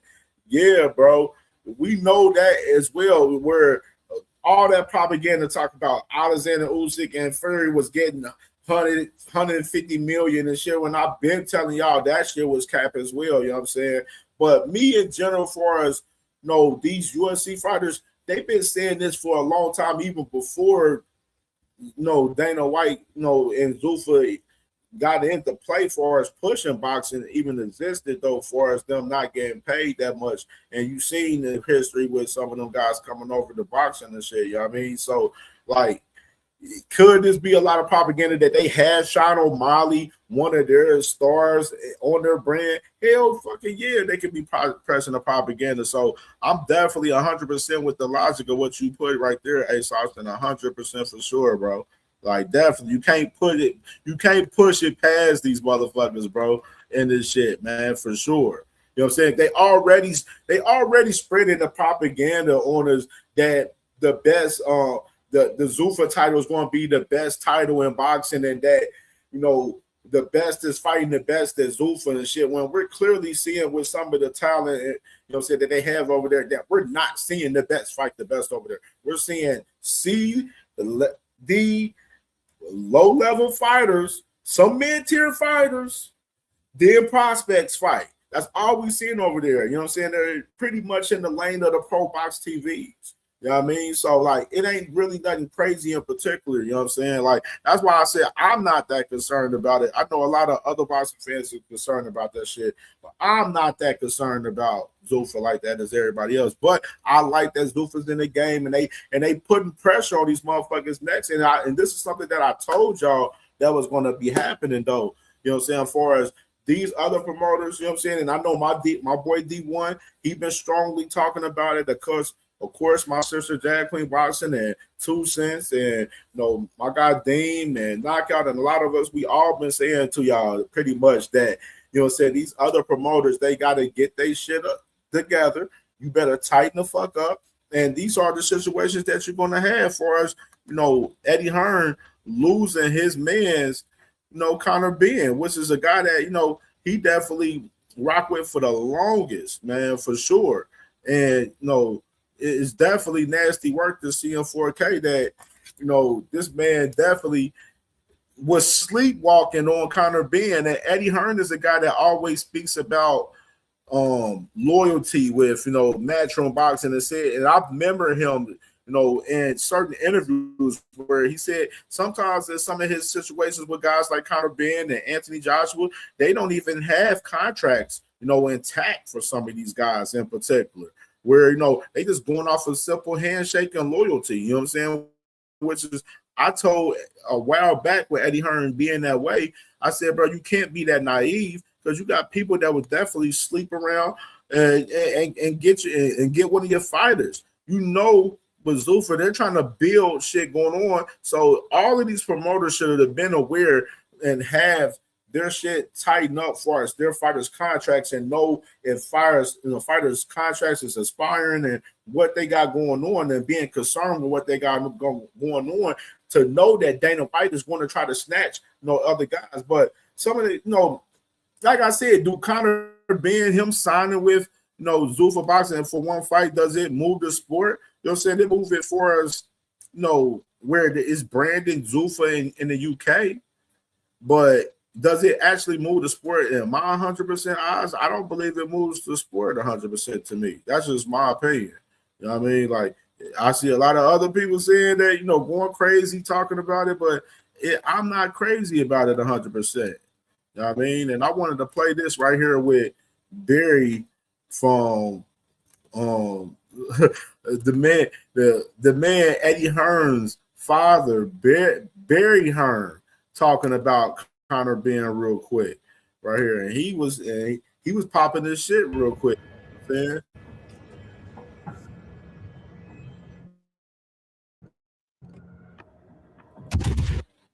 Huge drama in the boxing world as Conor Ben joined Dana White's Zuffa Boxing, bringing an end to Barry. I'm good as always, thank you, my friend. Well, the first thing I've got to say, Barry, I'm going to publicly apologise to you because the last time I phoned you, I think it was about 3:30 in the morning where you were. I was completely unaware you were on holiday. But it was it's never too early to take a call from you, Alan. You know. Listen, mate, everything's good. Unbelievable news at the weekend. Let's not mess about here. It was, I would use the term shocking to tell you the truth, Barry. It's shocked and surprised many people, myself included. What was your initial reaction? Unbelievable. I mean, it's very difficult because, you know, boxers do come and go, but this wasn't the average relationship with a contracted boxer. This was special. Conor was as close as he could have been to being part of the family. And for him to make a decision like this without even a phone call, or actually when Eddie suggested to him by text that they meet to discuss it, Conor suggested it's best to go through lawyers. And after 10 years of what we've gone through with him. Hold on, let me stop real quick. And salute to my brother, man. If it showed up on here. Oh, yeah, there you go. Salute to my brother, man, D1 with the $4.99 in the super chat. He said they got to get off their ass and compete with Dana. That's what matters. Facts plus tax. Everybody got to be active, which is you seeing guys for sure. With some of the fights that we've been talking about, it's guys is getting active for sure, but they definitely got to put that work in. Definitely for sure. Got to get active out here. Just like us with the content, we got to stay active with our shit and stay consistent. The promoters, they got to stay active with their shit as well. 100. You know what I mean? 100%. You heard? So let me continue right here with Barry. I think in my 50-odd years of promoting sport, this is the most, or actually when Eddie suggested to him by text that they meet to discuss it, Conor suggested it's best to go through lawyers. And after 10 years of what we've gone through with him, I think in my 50-odd years of promoting sport, this is the most horrible, outrageous. I can't describe the feeling of when you've been let down. I suppose it's a bit like, you know, you've been married for 10 years and your wife walks out and you think, why? You know, no one discussed it. No one. It just, I didn't think he was that type of boy. I mean, look, maybe we got it wrong with Conor. You know, maybe we took his side and we believed everything he said, and maybe we were wrong. I hope not. But, you know, it is personally disappointing because it goes beyond money. I mean, look, he's obviously received a huge offer from Dana White and his team because he's got to make some waves in boxing. He's got Turki Al-Sheikh's money behind him. He needs to sign fighters and he needs to pay them really well, which he is doing. But it doesn't mean to say you disband the team. The team that built Conor Benn is in place. And each one of those teams would have taken a bullet for him at ringside. And you don't often get that in life and then react like this.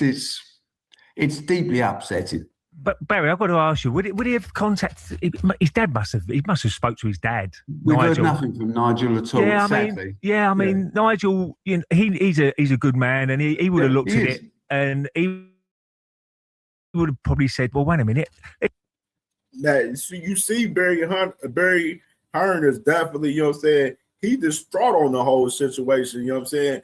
And of course, you've seen that, you notice that he said that 10 years they've been building with Conor Benn, you know, ever since he came out of the amateurs and, you know, building his career and everything, you know what I mean? And of course, putting a lot of money invested into him. Of course, you know, with, you know, him, you know, failing 2 drug tests and everything, you know, and of course, Conor Benn was a guy that was always mentioning, you know, his loyalty to Eddie Hearn and Matchroom Boxing. You know what I'm saying? That, you know, you see this man, Barry Hearn, the boys is hurt like a motherfucker about this shit, dog. But the thing is, y'all too fucking friendly with Turkey and shit. Y'all was doing all of that dick eating. You know what I'm saying? All of that dick eating. And we're going to get into it as far as the situation with Queensberry as well. You know what I'm saying? Shortly after this. Y'all companies in the UK doing all of that dick eating with Turki Al-Sheikh, you know what I mean? And look where it got you. You know what I'm saying? Turkey was paying for y'all to, you know, have events and stuff, putting y'all fighters on his Ring magazine cards and stuff on Riyadh season and everything. And y'all was sleepwalking, not having y'all shit together business-wise with y'all fighters. And you see that Turkey playing with y'all and he playing y'all cock like y'all some suckers now. You know what I mean? That's just the simple fact of the matter now. Y'all sleepwalking where Conor Benn signs $15 million for one fight with Zuffa Boxing. You know what I mean? And they trying to take some of y'all UK crowd and y'all UK following now. You know what I mean? So that's why I said y'all got to read the room and y'all got to handle y'all business. Have y'all business together, because Turki and Dana White and Seller, they are on bullshit and trying to take over y'all motherfucking shit. Straight up.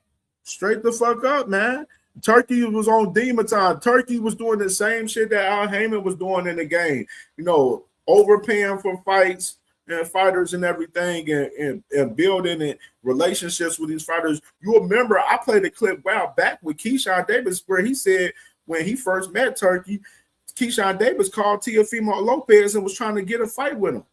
This man, Turki Al-Sheikh, got fighters' personal numbers where he's calling and placing fights and putting fights together. Been telling y'all about this the whole entire time. Y'all seeing the whole shit coming full circle now off of what I've been saying in the past. Took a lot of y'all a long time to read the room on this shit, man. And you see this man, Turki and Dana, they out here, they thinking y'all some hoes. They thinking y'all some bitches out here. They playing y'all super cock out of here. It's just the simple fact of the matter, man. There's no problem that people do move on and whatever. And salute to my dog, Big Dog Willie, with the $2 in the super chat, man, for sure, man. Salute to my dog, man. It's a way to do it. How you do it. Well, it's funny. I mean, and it's a classless way of doing it when you've got an open relationship, and you have to bear in mind a lot of it was on TalkSport. Turki and them don't give a fuck about y'all feelings. Y'all remember what Turki said when he first came up with Zuffa with Dana, where he said, we gonna kill the competition. That's the fucking timing he on. He took the shit back, what he said, but then that boy really meant those words. That shit, you know that boy Turki Al-Sheikh is a liar. He the same guy that said that he gave us misinformation on the Canelo and Bud Crawford fight for us, Canelo fighting Jake Paul. Same guy that lied about that shit. Like, read the fucking room. Oh, by the way, we took a lot of bullets over this. You know, we took a lot of stick, our company reputation, our personal reputation, where we went to a guy that failed a drug test twice and said, no, we believe in him. So we stood our corner, as I would always expect Matchroom to do. We got very high standards. Yeah. But those standards have not been reciprocated, and that's deeply upsetting. Because it is on a personal basis. You can't take it out of it. We love the kid. We've been with him from day one. Yeah, man. And, you know what I'm saying? You see them boys is hurt over that shit right there, bro. Like, but they gotta read the room and know what the fuck is going on. And let's get into the conversation with Mr. Queensberry, Frank Warren, right here, man, while we conversating about these guys. And of course, I wanted to show y'all this was from Frank Smith right here. He said he always thought Conor had this kind of thing in him for us, Conor Benn's character, for us switching up and going over to Zuffa boxing right here. And then, of course, Barry Hearn, of course, him saying hugely disappointed with classless Conor Benn, right there in that particular, video that I was just playing for us with Barry Hearn, man. And, I'm going to definitely talk about this a little bit more when I go live tomorrow for sure. But let's get into this conversation right here. This is a big conversation that I posted last night. Of course, man, a salute to, my sis 2 Cents Boxing. She brought this to my attention, last night, where, hey, the London Telegraph is reporting Frank Warren is preparing a $1 billion lawsuit against Seller and TKO for breach of contract right here. And then, of course, they broke it down a little bit in depth. The Telegraph article is extensive about Frank Warren's relationship with both Seller and TKO and boxing with pending litigation threats. Here's a key issue supposedly at dispute. Let me take this banner down real quick. Queensberry claims that in September 2023, it signed an exclusivity agreement with Seller to provide boxing services, given that Saudi's privileges access to Queensberry know how as Seller looked to break into boxing. Separately, Queensberry claims it signed a contract with TKO, as part of which TKO was granted access to Queensberry's online data, which included details of contract with Seller. So you got that reported right there from the the London Telegraph right there in general right there as far as Queensberry. They're suing these guys for $1 billion right here as far as a breach of contract. You know what I mean? Of course, you know, Frank Warren in recent time, man, he signed a deal with the Zone. And of course, you know, Seller, they have ties to the Zone as well. And you see right here in general, here's the report from Ring Magazine right here on it from earlier, with that from their response on it, saying rumors are circulating in the boxing world Queensberry is in a financial trouble without a continued business relationship with Seller and TKO. The loss of those relationships has influenced Queensberry's threat to sue Seller and TKO. Rumors indicate that their announcement to the media of legal action was timed before Worley Dubois press conference, which you know yesterday was Fabio Worley and Daniel Dubois press conference that they had yesterday. So they just mentioned as far as this announcement, being held right before then, and said which took place today for an event which is struggling to sell tickets, where they mentioned that the event is selling, the ticket sales. The ticket sales just went on sale for this fight in general, which was crazy that they mentioned it right here as far as Ring Magazine right here. And then it said Queensberry have not been promoting any Riyadh season fights since last November, and there are no plans for the two sides to work together in the future. And then they add this on saying there has been intensified concern among the staple within Queensberry when it was learned that we're not being used as a promotional entity for Tyson Fury's big UK comeback in April. And this concern has led to a scenario where a number of their fighters are seeking other promoters. Turki, Al-Sheikh, and Seller were made aware that there were rumors of the allegation were leaked from Queensberry, and this had created an unrepairable rift due to Queensberry cordial communications in the open and being volatile behind the scenes. So you see right here as far as Queensberry, Turki among the side, he basically said, fuck Frank Warren. We ain't doing no business with y'all. We don't got to keep funding y'all fights and everything and funding y'all. Y'all figure this shit out. And you got them breaching the contract. And then on top of that, Turki, he trying to grab some of Queensberry's fighters in the process too. And and that's a part of the whole lawsuit as well with these guys. And man, I wanted to play this right here. Let me play this little clip. This is a short clip of Eddie Hearn right here, just to show you how much these guys been digging the man Turki Al-Sheikh. I have no problem working for His Excellency. If he asked me to clean his shoes, I would probably do it. That's a bit much, Eddie. No, but I'm.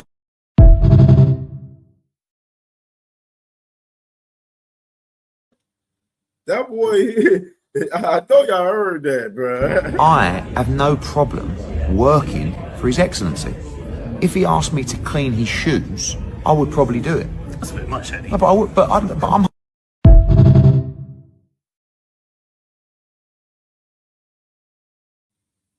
See, being that soft in the business right there, it gets you fucking hurt, man. Showing motherfuckers too much love and, in the business what gets you fucking hurt, man. All of these guys taking all of these, paid money from Seller and Turki Al-Sheikh over here, and you see that Queensberry, they looking like they in financial trouble right now because they don't have Turki's backing.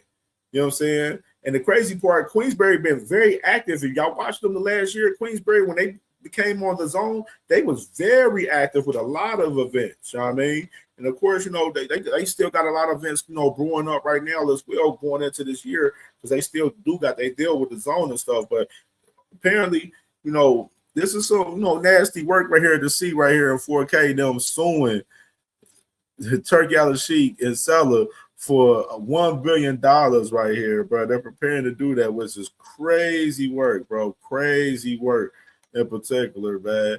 Like real crazy work for real. And they doing it. They definitely doing it. Definitely. Let me read some comments real quick from this. Real quick. My brother Kevin has read the room. Definitely got to read the room, man, for sure. We're going to get into this Ryan and Shakur talk next. We're going to get into it. No numbers on Ja Opatai as far as how much he got paid on his deal. But his deal is probably for 3-4 fights. And Conor Ben, one thing about the Conor Ben situation too, Zuffa was trying to get Conor Ben for 3 or 4 fights, but he said he only wanted to do a 1-fight deal right now. You know what I mean? So, that was something, I think that was probably well smart on his end, not locking into like a 3-4 fight deal over there with Zuffa. But my question with the whole Conor Ben situation is, who's going to be the fight? Like what fight for May 31st is Conor Ben going to have? You know what I mean? And of course, you got rumors out here going on with Mr. Shakur Stevenson. Since we want to talk about that, because I forgot to even bring that up too. You got rumors with Shakur Stevenson out here with going to Zuffa, which this was put out from Ellie Sackback the other day, saying boxer rumor not confirmed, hearing Fury and maybe even Shakur might sign with Zuffa. And then of course you see somebody at the bottom, in the comments said, I heard about the Fury rumor, but not the Shakur one. And then you see another guy said, no wonder Andy Ruiz was saying he was going to fight Tyson Fury. Interesting. And then you see right there, another guy say Shakur would be huge for Zuffa if he signed. Maybe other top fighters will follow suit right there. So I found that was real interesting right there. And I feel like Shakur to Zuffa, would be nasty work, bro. Nasty work, in my opinion, bro. Like, and I guess if he was to go to Zuffa, the fight would be Conor Ben. But if you see in recent time, and Shakur hasn't talked much about Conor Ben in recent time, and if you've seen him, out there, he did mention him on Saturday night, at the fights a little bit, but more so, all the attention has been on Ryan Garcia in recent time, which we're about to talk about right now. You know what I mean? Which is, me personally, Shakur with Zuffa boxing, I feel like, I don't like the move personally. You know what I'm saying? I feel like a lot of these guys, if you notice too, in my opinion, some of these guys is going over there to play shit safe. Like they going over there, I want to fight such and such. I want to fight, Boo Simmons and shit. But then you over there signing Zuffa boxing and shit. You know what I'm saying? Like, and you fighting fucking poo putts over there. You know what I'm saying? Like, Like, you can't be the guy that's over there fighting over there at Zuffa boxing. You fighting guys, and then you calling out the champions and stuff with changing bodies, but you fighting guys over here in Zuffa and shit, and they ain't willing to put you in with those guys over there on that other side. You know what I mean? Like, we can't be doing that, bro. That shit nasty work. Like, you know what I'm saying? Like, that's a whole roadblock in between fights for us having Zuffa boxing. That's why I said that they're doing the boxing league shit, and they're taking that shit very serious as far as the weight classes, the belts and all of that shit, you know what I'm saying, et cetera. You know what I mean? But in general, you know what I mean, it is interesting to see like Conor Ben's he's only a star in the UK. He's not a star in the whole entire culture of boxing. You know what I'm saying? Conor Ben don't move the needle like that. You know what I'm saying? Shakur, that would be an interesting signing for them if they was to make a move on that shit. And I'm interested in Shakur is really interested in that situation too, by the way. You know what I mean? Just to, speak in general, man, for sure. And hold on, let me read some more comments before we get into the Shakur shit. My boy Rob boy said $1 billion is a money grab. Then he said they haven't been in a relationship that long for Queensberry to ask for that much. Yeah, bro, for real, that is crazy, bro. They definitely. Hey, then my boy Cash Crypto, he says shoe high, so they settle out of court is the play. Definitely, most definitely, absolutely. You know what I'm saying? He said $1 million something. Well, $1 billion, yeah, bro. Like D1 said, ruthless. Rob Amber said, he said they are dubbies. And then Boxer Hacker, salute the Boxer. He said boxing is a sport, cash, signing to promoters and fighters' contracts is business. You know what I mean? Business is business. It's always business. It's always business. You know what I'm saying? And salute to my sister 2 Cents Boxing, man, in the building. Make sure y'all subscribe to my sister 2 Cents Boxing for sure. You are one of the best motherfuckers doing this shit. Absolutely. You know what I'm saying? Rob Elmer, you said Turkey said, as soon as I learn the sport, I'm going to throw you out of your own house. And that's exactly what he did, man. You see how you playing on boys super cock out here, bro. And let's get into this conversation with Mr. Shakur Stevenson, bro. Because let's get into it. Because let's show these screenshots at Mr. Shakur Stevenson. So you got right here is the right here. Let's start it off. All right, so you got Ryan Garcia today, man, saying, forget the catch weight shit. Let's do it for real. Then he says, I want to take your belt and snatch it right off of you. Talking to Shakur Stevenson earlier right here, man. And then another tweet after that in the comments right here from Ryan Garcia when people was tweeting back at him in the comments once he made the tweet. He said, when I'm focused, I can do anything. So I wanted to get a capture of that and show that in particular too as well right there where, Ryan Garcia talking about when he focused, he can do anything, man, which is, I did mention with Ryan, I feel like if Ryan locked in 100% focus, you know what I'm saying, he can be competitive and compete with a lot of these guys right now at this level, man. And then just to add more context to the situation, Shakur Stevenson, he follows up in response to Ryan Garcia and saying, you speak in my language. So you see Mr. Shakur Stevenson talking about 140 right here. And, you know what I'm saying, fighting Ryan Garcia at 140, you know what I'm saying, after Ryan Garcia saying, forget the catch weight shit.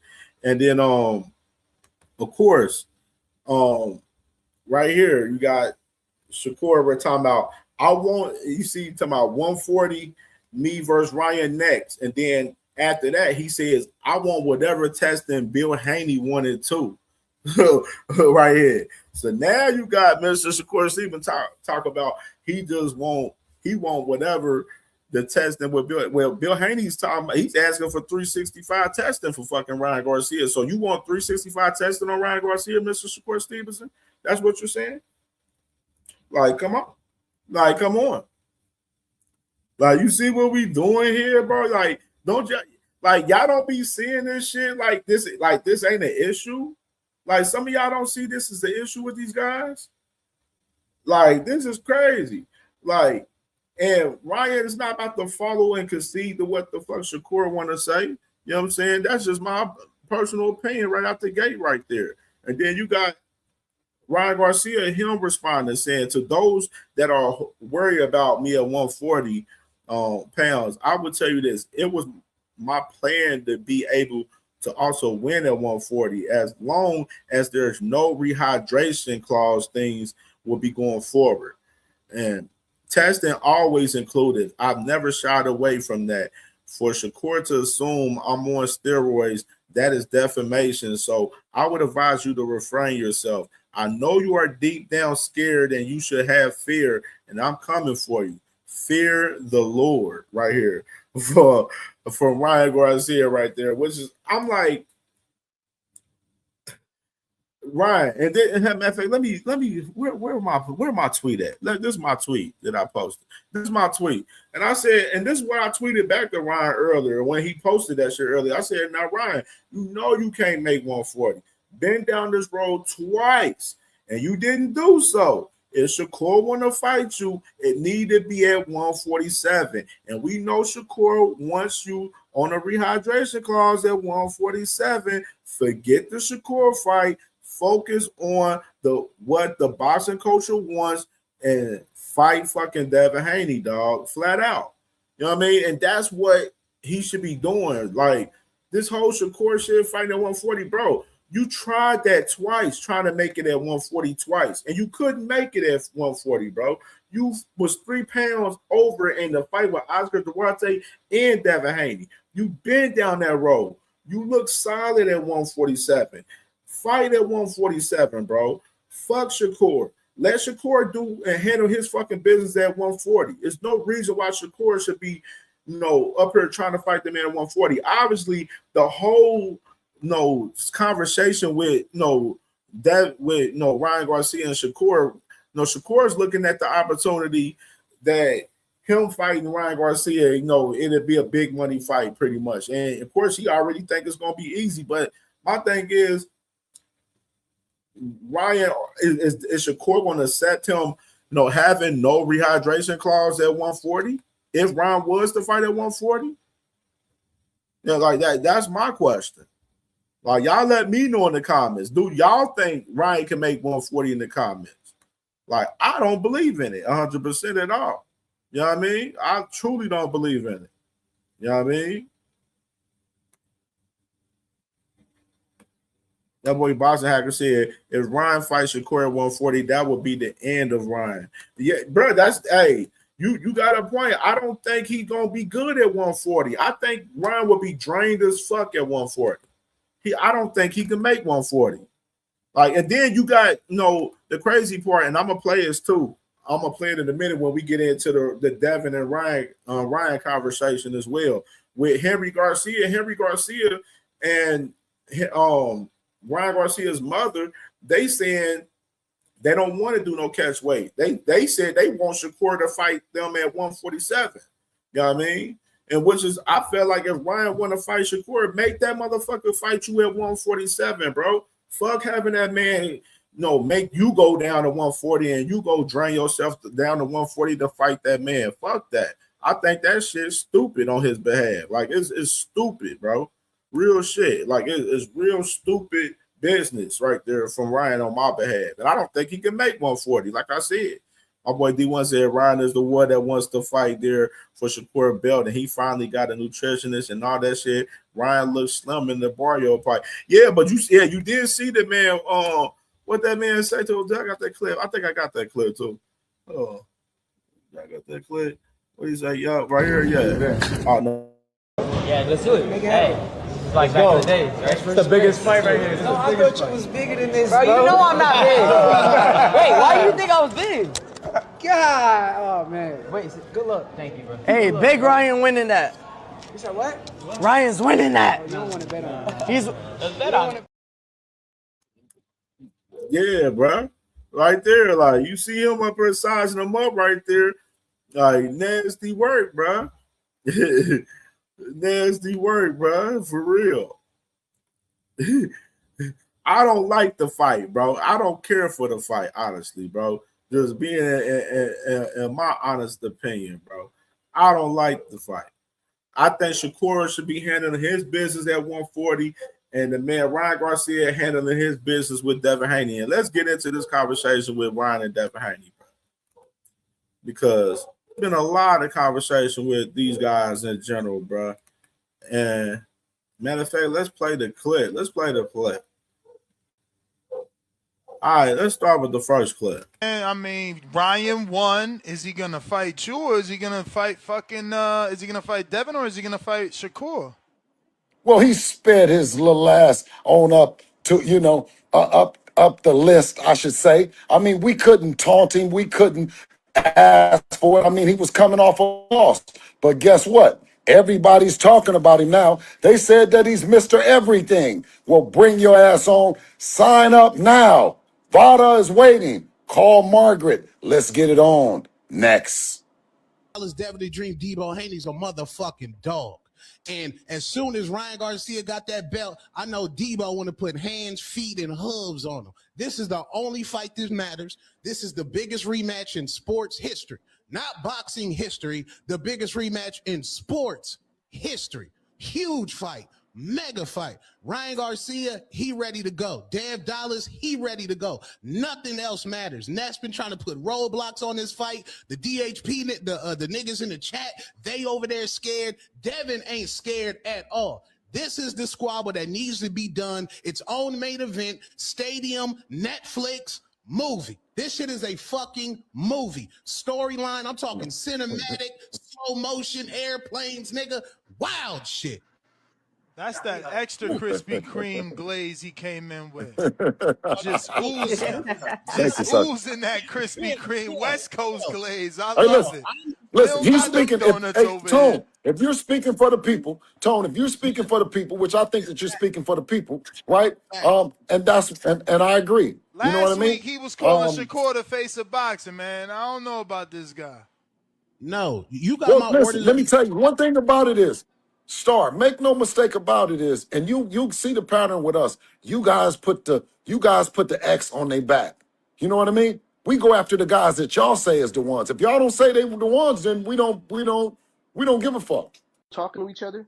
Have you guys been communicating with the Ryan camp and seeing what's good or whatnot? Yeah. Right. Perfect. Mm-hmm.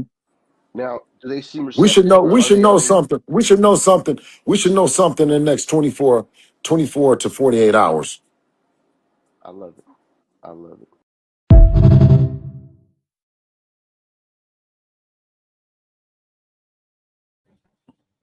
And there you go, right there, man. Bill Haney saying that they giving them boys 24 to 48 hours to decide what they want to do right there, which I feel real fucking nasty. Right. One thing I wanted to mention too, you know what I'm saying? And the link is pinned to the top, man. If y'all want to come on here, man, for sure. One thing I wanted to mention. Okay, y'all remember the other day, man. Hold on, this ain't it right here. Let me pull it up right here. So, of course, y'all remember I mentioned the other day with Devin Haney, he making this post right here saying that this fight is the biggest fight in boxing right here. And, of course, the man, Devin Haney, go on his Instagram and go on his Twitter right now and see if this post is on there. It is not on there anymore, bro. And then my thing is, like I mentioned before with the WBC, bro, when you fight under the WBC sanctioned body, they automatically enroll you to fight under, vital, testing and everything. You know what I'm saying? Especially when you're the champion and you're in the top 15. They automatically enroll you in that, which is we already obviously know that, Mr. Ryan Garcia is already doing that. You know what I mean? Of course. You know what I'm saying? From what was that shit? From right here. From what Mauricio Suleiman said, right before the fight in general, right here. You hear me? So, of course, the whole conversation for us, the testing, of course, Ryan, he already said in his tweet earlier, speaking to Shakur, saying that he good for us testing as well. You know what I mean? So you just see that in general. The testing aspect for us, Ryan, isn't the problem. The problem is the fact that Mr. Devin Haney and Bill Haney, they over here wanting 365 testing when we don't even know how long they doing 365 testing. We don't even know how long. Like, just imagine how long is Devin Haney, out of 365 days, how much is he really truly tested? Like answer that question. You know what I mean? Like, that's something that's real interesting to me. Like, how long is he really truly testing out of 365 days? And we don't even see no reports on his testing in general. While they talking about all of this testing, you go and look on the whole Vital website where it hasn't even been updated since last summer, bro, since June. You know what I mean? Like, are you fucking shitting me? Like, come on. And they talking about testing. Bro, make the fucking fight happen. Stop being fucking scary and make the fucking fight happen, bro. Like, it's that fucking simple. Like, it's really that fucking simple. Like, really. Like, and no fucking way these boys gonna sit here and try to tell me they want this fight as much. And then let me play this clip, by the way. Oh, right here. You to Jay Prince? Yes. So did you talk to Jay Prince? No, I talked to Jay. I talked to the attorney at Top Rank about it, but I was already talking to him about Xander Zayas. So are you not entertaining the Keyshawn fight at all now? Is that what you're saying? No. Okay. So right now the priority is who? In what order? In your mind? I believe that the first priority comes with the redemption match, right? The ultimate grudge match. Two guys having both belts, unification fight, fight that the people are saying that Ryan is at his best. That's that's the low hanging fruit. But of course, all respect to Xander Zayas and that team who we've been talking. You know what I mean? About making this fight happen. We spent a lot of time on that. I think that what accelerated Ryan back to the top of the list is ultimately Turkey, the zone, and of course the fans. So when Devin's only really had one fight at welterweight, what makes you? Why do you want to I guess what's the rationale behind fighting Xander? Obviously, he's a champion at 54, and is that somewhere like you're moving to 54, or is this a one-off and you come back? Why Xander? Like I said, in true Debo fashion, as soon as someone gets belts and they start talking about them and all the stuff, you know, and they do great and everybody loves them, Devin wants to fight them. He's different than you know, any other fighter in the sense of, you know, he wants the fighters when they're at their best. You know, so that's what got us the interest. That's what has put Xander Zayas on the list. You know, and that's what that is. So would you stay at 54? Like, if, for example, if you fought and beat Xander at 54, would you stay there? That would be a new weight class? You know what? It all depends on how Devin is looking. If he went up to 154, it just depends on a lot of factors. Of course, we're making 47 pounds, so you know it's not like that you know he can't. I don't believe come back down to 47 if there's a big fight, or fight at 54 if there's another even bigger fight. G-Ro, he's on the call with us. He just sent a super chat. He asked, well, I had a couple of chats that I need, questions I wanted to ask you from the super chat, but G-Ro said, is Xander realistic for the Puerto Rican Day Parade?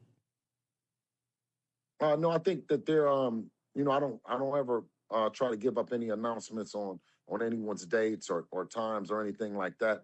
But I'm thinking that they're leaning towards Puerto Rico, and being that the earth is.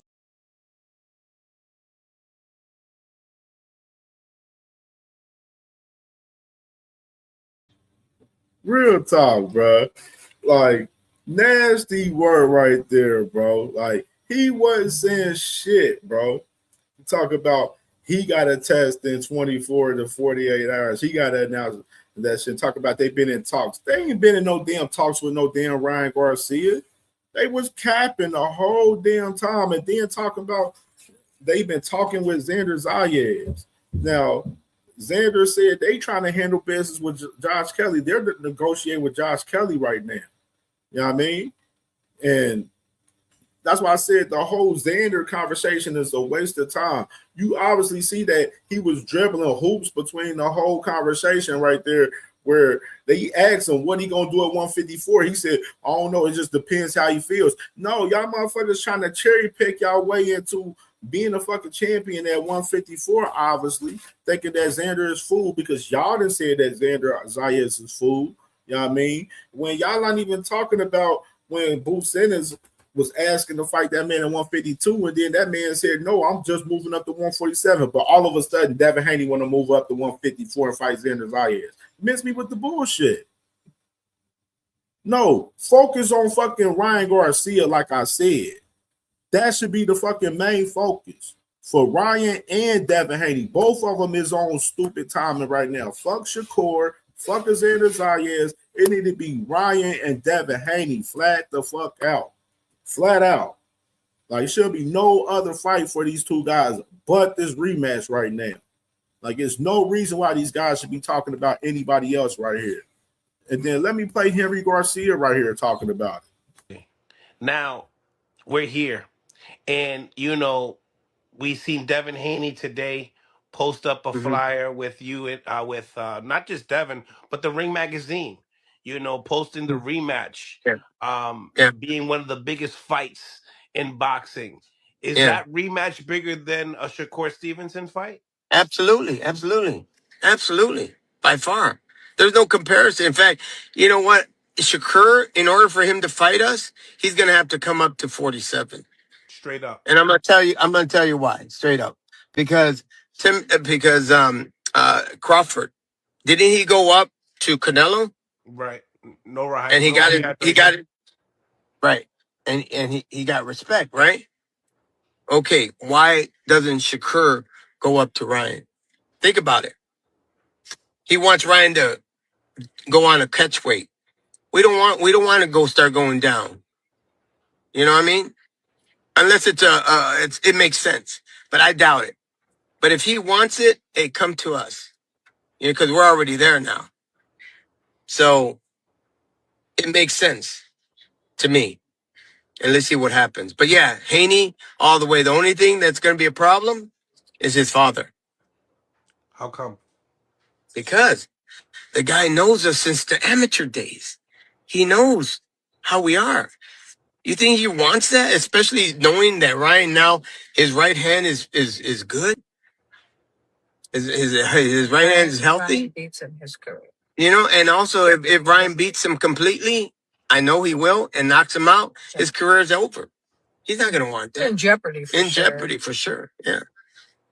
So you believe that Bill Haney's scared to put his son in there with your son? Absolutely. 1,000%. Not 100, 1,000%. And I could tell him straight up. But I already know you're going to hear it. Just like I always tell you. You're going to hear it. And mark my words, you're going to hear it. Give it a week or so. You know, speaking of that, gearing up to the fight, he was saying that, obviously Lupe, your attorney, stated that you guys were VADA tested the complete throughout this camp. He was talking about a program called 365 that is something that that he wanted you guys to enroll in. Now, because of that, and that's additional testing. I understand. You know what, bro? Listen. They're always going to want a lot of crap, just because they always want to have excuses, as to why they don't want to fight him or, what they got to do. No, we're not doing anybody's way. We're doing it the VADA way. We did it. We did it properly. There's no secret there. But, you're not going to dictate what we have to do just to satisfy you. Screw you. I still don't trust them. And, bless his soul, Victor Conte, he's done. He's over with, right? And, bless his soul, but I still don't trust him. And I never will. Because as far as I'm concerned, we got set up.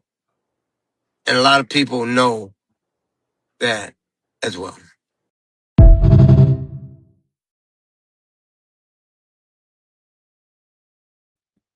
Y'all heard the man, bro. That man said if Shakur want to fight, he need to come up to 147, which I absolutely agree 100%. That's what he need to be doing. If Shakur want to fight that man, Ryan Garcia, he need to be fighting him at 147 flat out. You know what I mean? And even as well as he mentioned, as far as Devin Haney. He mentioned it with Devin Haney as well.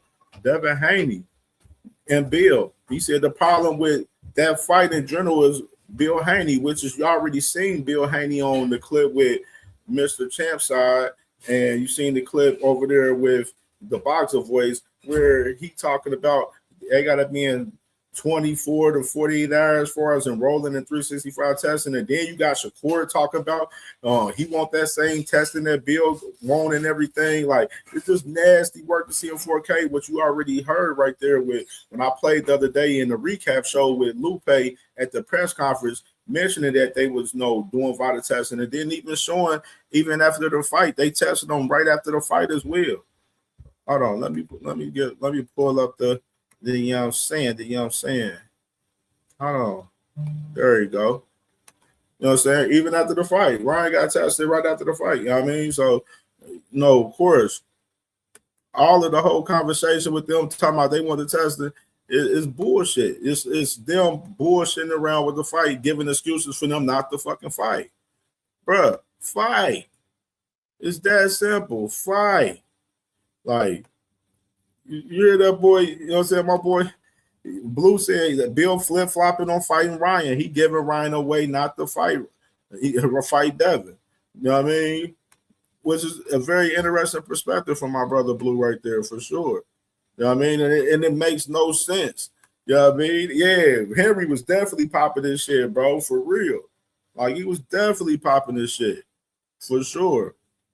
You got no evidence. Definitely, Devin, my boy, no evidence says Devin definitely knows his right hand is good for sure. You know what I'm saying? And like I said, bro, ain't no damn way. You got this man right here vowing to retire you, bro. Like, this man. Look, you're one of the best finishers in boxing. Like, I know you didn't finish Devin Haney, but you had him drowned. Ref saved him. I should have knocked him. I just didn't have the conditioning. I think it still bothers you, huh? Yes. Because I should have knocked him out in that 11th, man. I was playing around too much. Yeah. And I was like, ha ha. Like, bro, Man. But next time, oh, that next time, buddy, you won't have a next time. I'm finishing you. You will never box again if we fight again, and you know that. And I bow to that. If we fight again, you will never box again. I promise you that. But look, Oscar Duarte is fighting on your. I done said it before, bro. Ain't no way a grown man is talking to me crazy, talking about he vowed to retire me, and I don't see that man. Like, there's no way in hell, bro.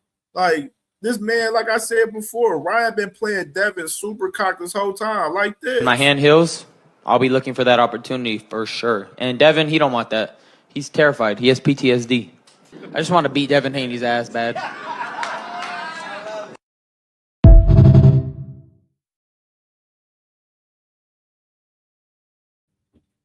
You see that man right there, bro. Like, ain't no fucking way, bro. This a grown man talking reckless, playing me cock out here, said that they gonna retire me, and I don't fight that man. Like, fuck all of the whole dumbass excuses with the testing, bro. Let's get this fucking fight cracking, man. Like, that's the fight that we need for boxing right now, is Devin and Ryan Garcia flat out, man. Like, that fight got so much storyline, and there's a lot of unquestioned answers that need to be answered in this fight. A lot of questions that need to be answered in this fight. You know what I mean? In general, man. That's why we need to get this fight cracking, man. Need to get this fight cracking. And them boys is terrified, bro. I feel like they terrified of this fight. And I've been saying it. You know what I'm saying? Especially looking at, you know, Ryan's performance. Like, look right after the fight. Like, the man, Devin, right out after the fight, what he said. Talking about Ryan off that good juice. You know what I'm saying? Oh, that was right there. That was during the fight. Then you guys, even Shakur, his ass following up talking about, I said that in round one. Like, y'all don't see the fraudness in these guys as far as these guys, you know, thinking Ryan Garcia is on the juice, bro. And y'all really truly believe these guys want to fight Ryan Garcia? Like, I don't believe Shakur for real truly want to fight Ryan Garcia 100%. That's just my opinion. Salute to my boy Mike L, brother. Was popping, my dog. Was popping. That boy, Too Rich said Ryan ducking in real time. He wants to fight the smaller guy. But you got Ryan Garcia multiple times in the last couple of weeks building up to the fights, talking about fighting Devin Haney, Too Rich, which you just looking at it from one side perspective. You're not looking at it from both spectrums. That's why I said you got to read the room, my brother. You're only looking at it from one side. You're not looking at everything that Ryan been saying about Devin. He been saying that he want to retire this man. And you talking about, oh, he don't want to fight Ryan. He ducking the fight in real time. And no, Devin Haney and them is getting played cock out here, and they ain't fucking pushing for the fight 100%. They over here talking about Xander Zayas, and Xander Zayas is negotiating a fight with fucking Josh Kelly right now. Shit, Josh Kelly, for God's sake, just called out fucking Ryan Garcia the other day. Pitbull earlier than called out Ryan Garcia. There's a whole plethora of people that's calling out wanting to fight Ryan Garcia right now. You know what I mean? Like, then you like this right here. Saying this man got PTSD from the fucking fight. Playing a super cop. Ain't no way. Ain't no way a grown man is talking to me reckless like that, and I don't see this man. Like, ain't no way. Like, ain't no way. And then y'all cool with these guys pushing this 365 test of this shit too, when we don't even know how much fucking Devin Haney is testing 365 for real 100%. We don't see his paperwork. We don't see much of his shit at all. Hey, that's funny. Hey, Two said, she said, they know they capping. Facts plus tax. They is. Big capping.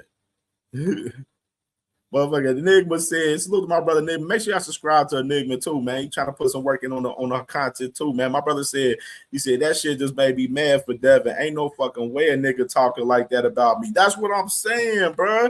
That's what I'm saying. Like, ain't no way this man, Ryan Garcia, is playing Devin super cock, and y'all saying that he don't want the fight? Like, he been playing Devin super cock before the fight, during the fight, and after the fight. Damn near 2 years after the fight. It's about to be 2 years, and he's still playing fucking Devin cock. Like, ain't no way. Ain't no fucking way, bro. Like, my boy Shell said, Devin needs to get that back, get that get back. No excuses. Flat the fuck out. Flat out. And Mr. Peanut Butter Nuts, nasty work, pause, by the way, with the name. He said, yeah, Ryan had that Haney Pack song. He talked to trash, so I had to put him on his Yeah, he did. My boy, the objective fan, salute to my brother, man. Make sure y'all subscribe to my dog, too, man. He said, I think Shakur see Ryan as fool because he got the same mental as T.O., which we seen him quit before, and also we seen him look lost in a fight before. Absolutely.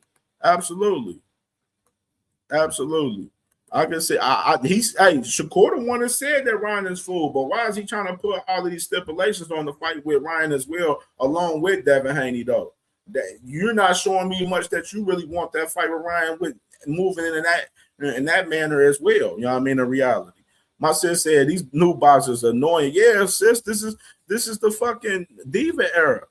Like, you know what I'm saying? And then even with the whole perspective, like what sis mentioned too, even with fucking Xander Zayas, he's the WBO and the WBA champion. We already know the interim champion for the WBA is Boots Ennis. We already know that. Boots can push his position for us that, coming up as well. You know what I mean? And then even with Xander with the WBO, you know what I'm saying? He can have a mandatory for the WBO as well. Like you just got to read the room in these situations for what the fuck it is. And my boy Cash, he said, man, he beat Devin ass that night. You know what I'm saying? That's what I'm saying. Like, y'all see the thumbnail and everything, bro. Like, it speaks for itself. Like, nobody's going to all we remember is Ryan Garcia beating Devin Haney ass, the visual, the highlights, the full fight. We remember that visual. Devin remember that visual. Like, I believe Devin got a chance. He could probably beat Ryan in the rematch. You know what I mean? So that's why I'm saying I ain't even mad at wanting to see the rematch. I want to see it. I want to see it for what it is. Like, you know what I'm saying? Like, I think it's a good matchup. Devin on point since he then fought Ryan for us fighting Jose Ramirez and Brian Norman Jr. You know what I'm saying? We want to see it. And then we just seen Ryan put on a fucking amazing performance this past Saturday. So it's only right that we get this fight right now. It's only right. It's about two residents, notorious Haneyite. That nigga done took up residence in Haneyville, KJ. Pay him though. I'm paying him though, bro. I like my brother Too Rich, man. But like I said, Too Rich is only looking at it from one side perspective. He's not looking at it from both spectrums. That's the problem that Too Rich is having right there. You know what I mean? You know what I'm saying? Cash Girl, he said, out of shape, drinking, smoking, fucking internet thoughts, and beat them in ass. Hey, that's what he was doing. That was he didn't take Devin serious in the fight, bro, leading up, bro. Like, the man wasn't even 100%, man. And then you see Devin see the performance with Barrios, and he talking about he on the juice. Them boys is terrified of that fight, man. Y'all better read the room with this shit, man. no more sleepwalking. My brother said there is a way, only if you are Haiti. Oh man. Let's see. My boy, tired ass Cowboy fan, my brother, he said, man, Devin scared of that nigga. I don't care what nobody talking about, bro. Facts plus tax, bro. Like, he definitely scared of that man. Like, bro, come on. Like, Bro, you're one of the best finishers in boxing. Like, I know you didn't finish Devin Haney, but you had him drown. I saved him. I should have knocked him. I just didn't have the conditioning. I think it still bothers you, huh? Yes, because I should have knocked him out in that 11th, man. I was playing around too much. Yeah. And I was like, ha, ha. Like, bro, But next time, oh, that next time, buddy, you won't have a next time. I'm finishing you. You will never box again if we fight again, and you know that. And I bow to that. If we fight again, you will never box again. I promise you that. But look, Oscar Duarte is fighting on your.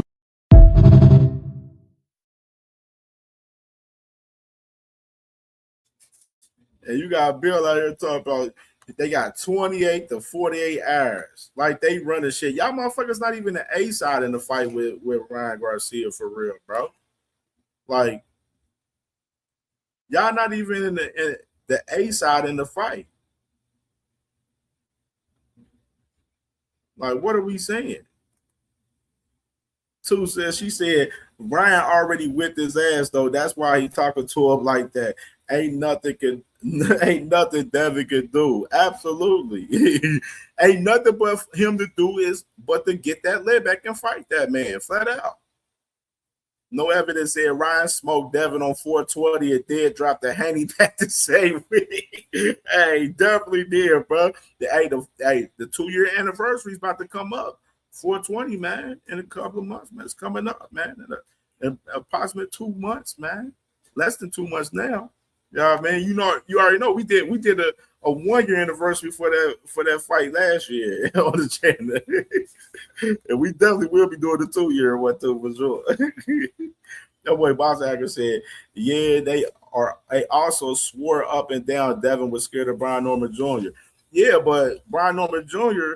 ain't Ryan Garcia. Devin already got his ass whooped by Ryan, Mr. Hacker. You know what I mean? That's my thing. You see the thumbnail. You see Devin on his back and shit. You know what I'm saying? Like, we seen the visual Devin getting his ass whooped, getting knocked down 6-7 times in the fight with Ryan Garcia. That's why they're terrified, bro. Like, come on. Like, come on. And then we said, I guess that's how they built out there in Henderson, Nevada. Shit crazy, fam. Hey, bro. For real, bro. I thought Bill is 50-0 in the streets. Shit. He ain't shit. Not from that Tiger Johnson incident too, when his ass was getting stopped out a little bit in that situation. Hell nah. And you seeing niggas running out the gate and shit out that bitch. Cash Crypto said, hey, what if Ryan fooled, why he begging for catchways and clauses? Hey, that's what I'm saying, bro. Like that Shakur won advantages with Ryan Garcia too, bro. Just like Devin Haney, bro. Like, you know what I'm saying? Which is nasty work, bro. That's why I said Shakur need to focus on what's going on at 140. You know what I'm saying? Fight fucking Gary Antoine Russell, man, or something. You know what I mean? You know what I'm saying? Get it cracking with Pitbull or something. You know what I mean? Do something. You notice he calling out Tank former ops and shit too. Like, you know what I mean? And y'all motherfuckers be saying these guys is trash. Shit. Devin Haney was calling out Mario Barrios, and then you got Devin Haney calling out saying that fucking Mario Barrios was trash the other day. You know what I mean? Like y'all think all of these guys is trash. Why do y'all want to fight these guys? That'd be my question to y'all. Like, why fight these guys if they so trash? Like, I be really trying to understand that shit. Like, I don't be understanding that whole logic of that. Why fight a motherfucker if they trash? Oh, yeah, you can get clipped. They already clipped them? Yeah. Who else? And Quickly, my sister. Make sure y'all subscribe to my sister Quickly, man. For sure, she live every Thursday night, 10 p.m. Talk about a little bit of everything, man. Everyday life and everything. She said they can't give anybody no stipulations. Yeah, they can't. Like I said, Turki Al-Sheikh values Ryan Garcia over Devin Haney. That was proven last year when Ryan Garcia was the main event over Devin Haney. You know what I'm saying? When he main evented with Rolly Romero. Like, he values Ryan Garcia more. You know what I'm saying? And at the same time, we done seen the man Devin Haney on the undercard with Brian Norman Jr. to David Benavidez. To when David Benavidez just only came over there and had a one-off with Anthony Yardy and got a bag over there and kicked Anthony Yardy ass. You know what I mean? Salute to my boy Trey Skills. What's good, my brother? My boy Cash Crypto. He said B-side motherfuckers with A-side dreams. Facts plus tags, bro. Facts. Only an A side to Ryan is Tank. That's a fact. The only person that will be able to have some type of demands to Ryan will be Tank. You know what I mean? And even after that, Ryan saying that he ain't following anybody's stipulations, man. He's standing, and it seems like he's standing firm on that shit. You know what I'm saying? That's why he's telling Shakur he don't want no damn catch weights or no rehydration clauses. He ain't doing that shit for nobody. Like, and he seemed like he's standing on that shit. Like, that's what he seemed like for sure. You know what I'm saying? Said these dudes try to make them believe.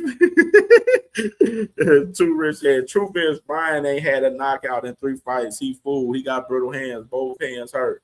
Like, who? How did you acknowledge that he got? I guess you could probably make making a whole assumption as far as his hand, since he said he hurt his right hand. But from what Henry Garcia said in his clip, he said his hand gonna be fine. You know what I mean? It ain't as brittle as Mr. Shakur Stevenson, which is you got Shakur Stevenson, you got his grandpa out here saying that his last 7 fights last year, saying that his last 7 fights, his hands was hurt. And which is, we just had fucking Mr. Bozy Ennis said that Shakur Stevenson hurt his hand in his fight with Teofimo Lopez. You know what I mean? So, talking about her hand, shit.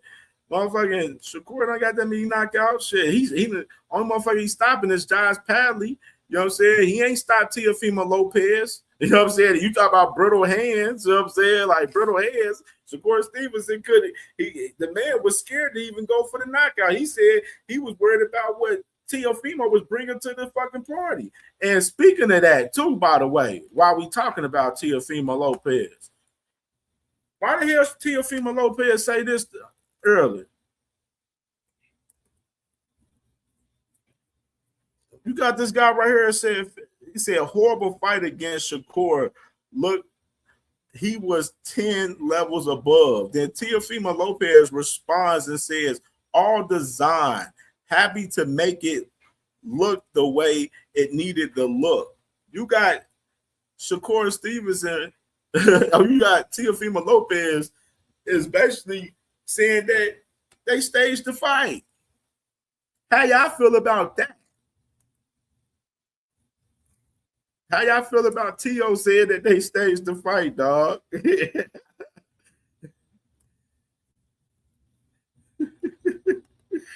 How y'all feel about that, man? It's crazy.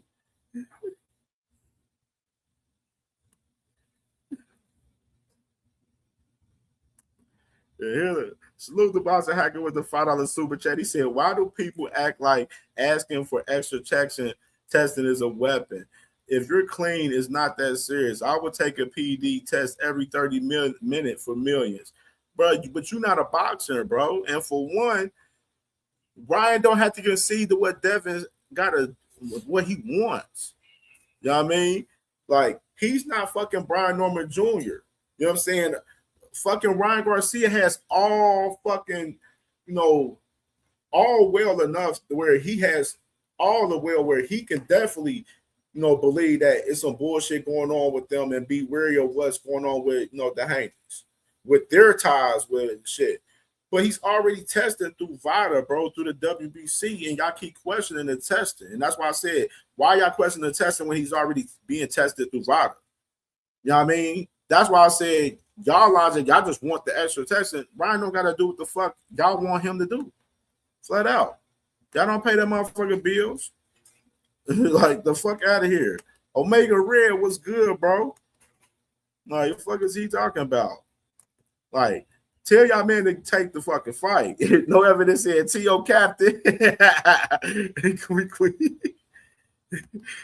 Jay said, I would say I staged the fight too if I got my ass dominated for 11 to 12 rounds. Hey, man.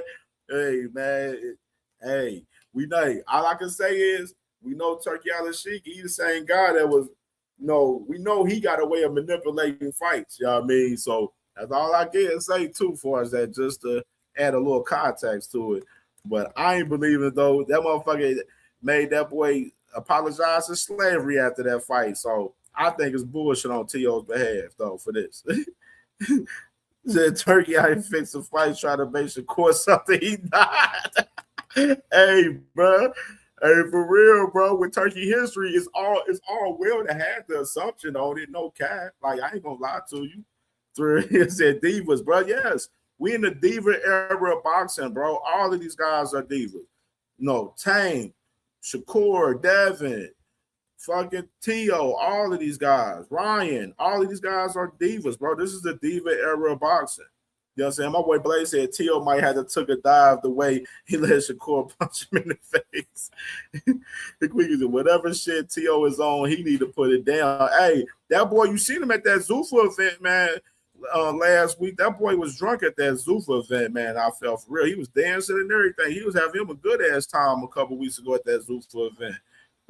Hey, so I said he stood there and got jabbed, bro. Like the real shit. In reality, you know what I'm saying? Like no left hand, just all right shit, bro. Like the whole entire time. You know what I'm saying? And Devin don't have to fight Ryan neither. Yeah, exactly. That's what y'all don't want him to do. By y'all talk about testing. Exactly, nigga. You prove my point. Exactly. Scary ass nigga. Fuck out of here. Hey, you know what I got coming for y'all boys, man. You already know. You already know how I be feeling about y'all boys, man. Yo, this punk motherfucker throwing shit at us, man. I smell something, man. You smell something? I definitely smell something out here. I smell pussy. Yo, he's a pussy, man. Stick his ass.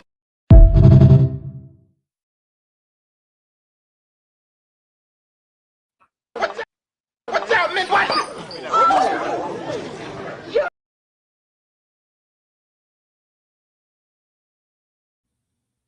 Them boys is pussy, dog. Flat out, man. Flat out.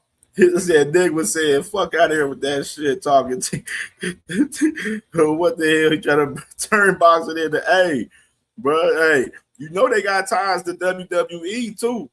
Remember that. You know they got ties to WWE. That's all I gotta say. Quickly said stop acting. Devin don't run a damn thing but his mouth when he's allowed to. Yeah, you already know Bill Haney speak before Devin Haney. Just like that boy Devin Haney took away that graphic. Why the hell? And then Hacker, why you talking all that shit about Devin too on that shit too? Why did he take this down off his Instagram and his Twitter? That's what I want to know. This don't show me much at all by you deleting this. Why make the post and then delete this? You know what I'm saying? If you truly believe this is the biggest fight in boxing. And then you notice he got the hashtag no PDs. You see that, right? Even including too, even with that shit. Hold on, where that shit at? With this.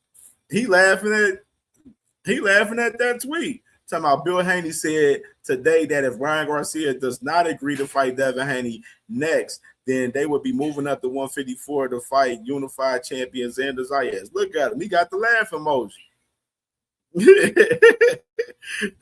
Like, come on. Them boys perfect out here, bro. Them boys is scared shitless of that fight, bro. Real shit. You got Conor Benn out here calling out Ryan Garcia.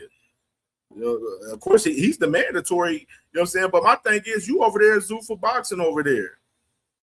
You know what I'm saying? Like, how that's going to work? You know what I'm saying? Like, Ryan do have ties to Turkey Al-Sheikh, but Ryan Garcia is not about to be fighting Conor Benn May 31st. They are with that date that they got scheduled for Conor Benn. You know what I'm saying? That's where I said, what's the next fight for Conor Benn since he on Zuffa boxing? Like, that's my question. Like, somebody make that make sense. Why he over there? They rumoring talking about Shakur Stevenson fighting over there at Zuffa.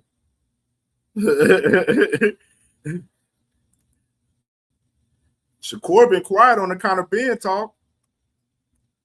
And as far as I'm concerned, with either guy, honestly, if Ryan Garcia is not fighting Devin Haney, he should be fighting Rolly Romero, in my opinion. You know what I'm saying? And I've been on record saying that. I feel like he should be fighting Rolly Romero going to get that get back. But I feel like it's a get back with Ryan Garcia too. You know what I'm saying? He got to get that W back on that situation. You know what I'm saying? Come out clean, test clean in the fight with Devin Haney and make the fight happen, bro. You know what I mean? That's that simple. You know what I mean? Devin Haney, stop being scared. Do the regular testing through Vado, you know what I'm saying? Both on both guys' ends and make the fight happen. He don't got to do no 365 testing for you. He don't. It should be a standard. What the standard testing is 8 weeks leading up to the fight. You know what I mean? Of course, y'all already made Brian Norman Jr. do an extra 12 weeks for the damn fight. But Ryan's not willing to do that, though, for y'all. He's not. Because he don't even trust y'all even on top of that. You know what I'm saying? And Blake said Ryan is the A side of everyone but Tank, unfortunately. Facts plus tax. Facts plus tax right there. And Ryan said, let me find out Ryan is the fighter that wanted more smoke than all of his contemporaries. That is sad. Hey, that's the thing. Ryan be wanting smoke with a lot of guys, bro. Real shit. He the one that pushed for the Tank fight. You know what I'm saying? He made the fight happen with Devin Haney, even though, you know what I'm saying, he fucked Devin Haney over. And even with the process of that, like, that man fucked you over, Devin Haney, that's even more reason why you should be wanting to get your get back, bro. Like, if you felt fucked over and shit, you know what I mean? And you feel that the ashram was fully the 100% reason why he beat your ass, then fight that man and prove that shit. Allow him to test with Vada and do his thing and fight that man and prove that shit wrong, that it wasn't just the left hook that beat your ass. You know what I mean? And prove that it was the Oscar. Even though the Oscar wasn't shit. Like I said, with the Oscar, we seen fucking Sabril Matias get stopped by Dalton Smith in 5 on our fucking Oscar, let alone with fucking Amir Khan getting stopped by Kell Brook on Oscar, bro. Like I've been saying that shit. Y'all niggas is still crying about Osman almost after 2 years, bro. Just fight, bro. Like, just fucking fight. Shut the fuck up and fight, bro. Flat out, man. Quick, we said Conor Ben really need to sit his impossible eggs eat next day. Hey, for real, like over there, Zuffa, like niggas over there fight over there sign with Zuffa over there hiding over there, man. Like they hiding over there. That's why I said the Zuffa shit is ass, bro. It's pure ass for real. Is a TL said make that make sense. Facts plus tax. Team Olaka said Devin wants no part of Ryan. Absolutely, bro. That's how I feel. Like that's how I feel. They're not showing me that they want the fight by putting stipulations on the fight when they ain't even in the A side. So Blake said, so is Rolly the best at 147? Hell nah. I don't believe Rolly the best. I think it's between Devin and Ryan. You know what I'm saying? That's why I said with the landscape of 147, you know what I'm saying? Rolly did beat Ryan, so motherfuckers can say that in a sense. I think 147 wide open with all them guys. You know what I mean? In person. You know what I mean? I think Devin and Ryan got to get it cracking, though. You know what I mean? They got to get it cracking. You know what I'm saying? My boy, salute to my boy Isaiah. What you doing, bro? What's popping, bro? What's popping? What's popping with you? Tino, like I said, he moving up in weight. Yeah, Devin trying to move up to 154, but didn't want to fight Boots at 152. You know what I'm saying? Like, and y'all looking for lucrative matches. Why not fight Boots? Boots would be the most lucrative match for Devin Haney at 154, since he want to fight at 154. They don't want to talk about that. They don't want to mention Boots' name at all. There's a lot of people out here not mentioning Boots' fucking name. If we want to sit there and talk about it for real, like, you know what I'm saying? Ron was the main event even after the Rolly loss. Yeah, and then Devin Haney, his ass was on the undercard to David Benavidez and Anthony Yardy. like you can't, a nigga's fighting on 2 undercards and he's trying to make the man's, bro. Like fighting on the undercard to the nigga that cheated him and fucked him over. You know what I'm saying? And say that scared of him. Like, fuck out of here, bro. Can't make this make sense, bro. He said, the nigga said no hat even. Though I really don't fuck around like that. I do give respect where it's due. Ryan is the only one to fight 2 of the 4 kings already. That's a fact. He the only one, man. That's like, you gotta give respect to that. And then Nolaka said, I think Richard the Hiss is going to the zoo for watch when I tell you, hey, bro, I know that's something that I played earlier with Reese's Prograde. He said he think the reason he think Keith Conley possibly got something brewing behind the scenes, with Zuffa for Africa. You know what I'm saying? Or why that situation went the way it was in particular. But like I mentioned, Africa got to understand, bro. Business is business, bro. You got to take that and handle business. Now you got a situation where you got a whole IBF order to fight Delgado within 30 days now. You know what I mean? Like the IBF don't play. You know what I'm saying? But a lot of people doesn't have that much faith in Africa right now, the way he moves. You know what I'm saying? Like, we ain't seen you fight no black guys or none of that shit, bro. Like, you know what I'm saying? Yeah, said Ryan even begged for the Tank rematch. Bro, yeah, even came to Tank's fight at the Frank Martin fight and had rematch me bitch shirt on and shit at Tank fight when he fought Frank Martin. Like, he was begging for that joint. And he'll still fight Tank to this day, too, for sure.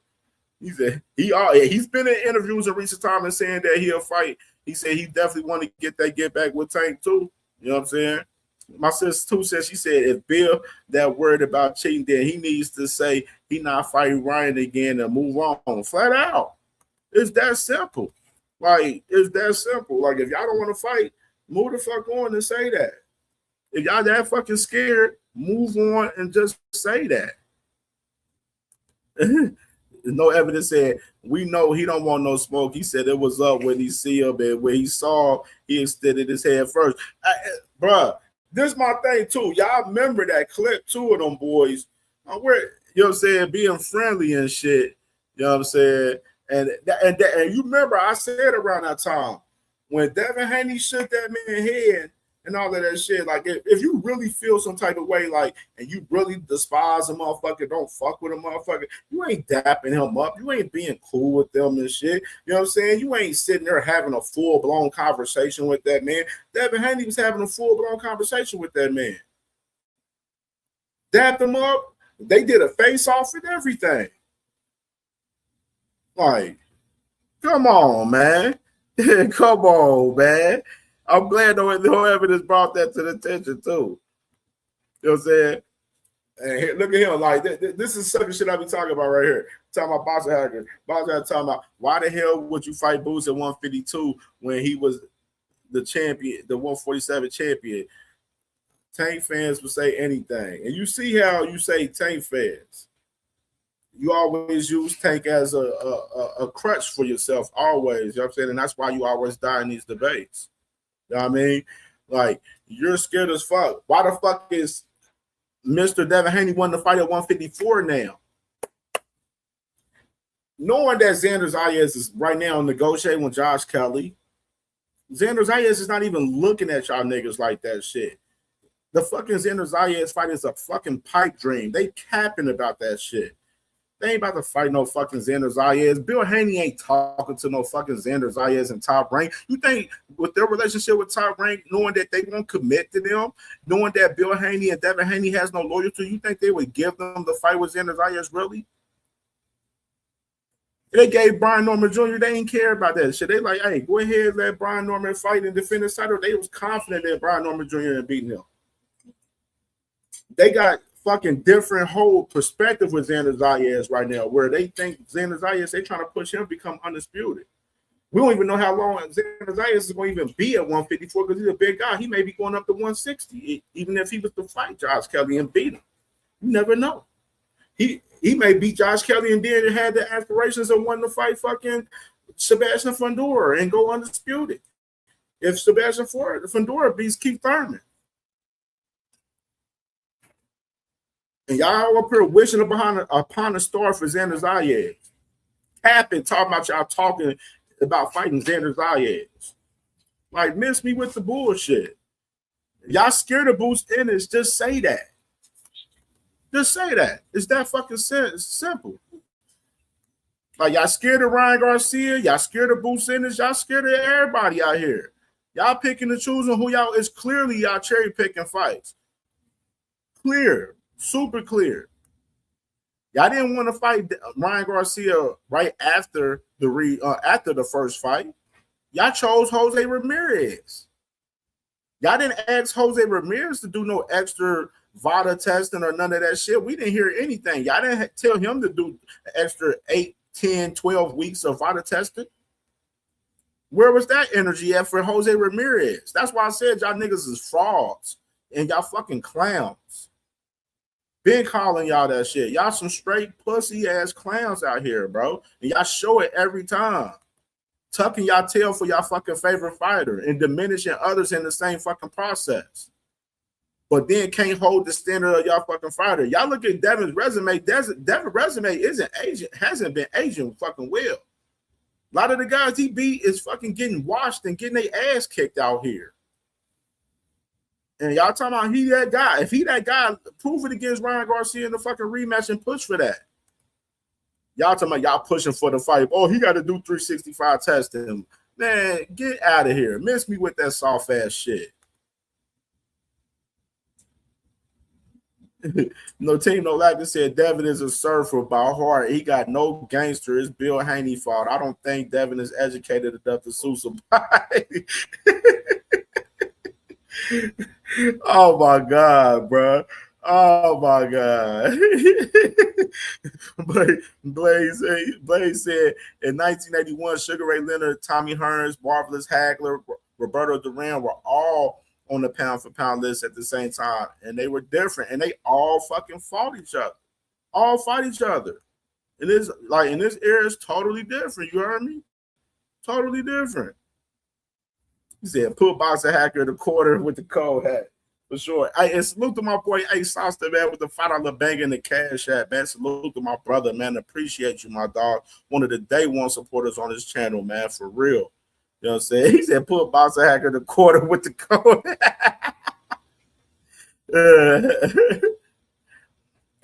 But at the same time, and even Too Rich, Boots is the interim champion for the WBA, so he can push for that fight before Devin Haney too in retrospective as well. And y'all ain't even adding that to the context for us Devin Haney trying to fight Xander Zayas. Like, let's be real. Like, y'all niggas need to read the fucking room, bro. Read the fucking room, please. And two saying, what does Devin bring to the table for Xander? Exactly. Devin ain't bringing no belt to the table. He ain't bringing no value. He a guy that's fighting on fucking undercards. He's fighting on undercards, bro. He ain't even main evented since he fought Ryan Garcia. Like, what value does Devin Haney has? Devin Haney's a guy that went to a purse bid with Sando Martin and ended up fucking relinquishing his belt because he didn't want to fight Xander Martin because he didn't like the money that was offered. Top Rank paid $2.5 million for that purse bid. And fucking Devin was only going to get 1.5 and Sandor Martin was going to get 1. And y'all talking about value. Like, come on. Dude, I told you, bro, we know timelines, bro. We got a great memory of this shit. I promise you, every fucking time, bro. Like, come on. This shit is too easy. The Boots available at 154. You know what I'm saying? Like, you want to fight at 154? Fight Boots. Like, come on. Like, y'all not about to do that, Haney fans. Y'all not doing that. Nigma, even my brother Nigma, he said Devin has nothing to offer Xander. Absolutely. Nothing to offer Xander Zayas. Absolutely nothing, bro. He said Devin is screwed. No Diddy, but all Diddy. Charlo wants to smoke with Haney. Boots got to get his second tune up. Nah, shit, we waiting to see him fight Virgil. Shit, we trying to figure out what the fuck going on with Virgil right now. You do know that's going on too, Rich, as well, right? You know he's negotiating a fight with Virgil right now, and Virgil got a lawsuit with Golden Boy. Golden Boy is suing him. They in and out of court and everything. You know what I'm saying? That boy Flyer, he said Devin got something to offer. He offering an ass whooping. Well, bring it to the table. Bring it to the table and sign up for it. Stop putting these fucking roadblocks between the fight. Too Rich, you my guy. You already know, but you already know the vibes, my nigga. Subscribe to Too Rich too, man. My brother be cooking, man. It's too said, but you gotta offer Devin something to fight. What's good, my boy on the money line, man? What's good, bro? Hey, this been funny, bro. Like, it's been funny covering this whole shit with Devin and Ryan, bro. Real shit, bro, from start to finish. It's been funny as hell, bro. Real shit. Real funny, dog. Yeah, bro. You got Devin out here tweet and delete right here. Tweet and delete on Instagram, man, and Twitter right here.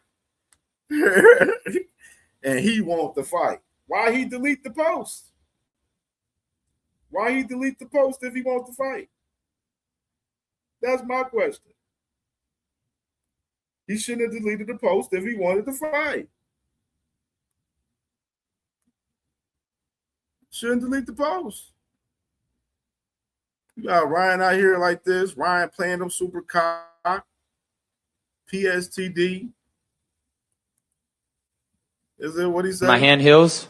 I'll be looking for that opportunity for sure. And Devin, he don't want that. He's terrified. He has PTSD. I just want to beat Devin Haney's ass bad.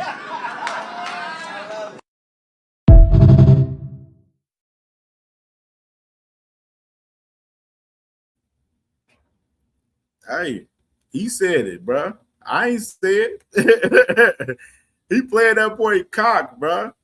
Oh yeah, two. He ain't doing Look, you're one of this. the best finishers in boxing. Like, I know you didn't finish Devin Haney, but you had him That ref drowned. saved him. I should have knocked him. I just didn't have the conditioning. I think it still bothers you, huh? Yes, because I should have knocked him out in that 11th, man. I was playing around too much. And I was like, ha, ha. Like, bro. Man. But next time, that next time, buddy, you won't have a next time. I'm finishing you. You will never box again if we fight again, and you know that. And I bow to that. If we fight again, you will never box again. I promise you that. But look, Oscar Duarte is fighting on your arm.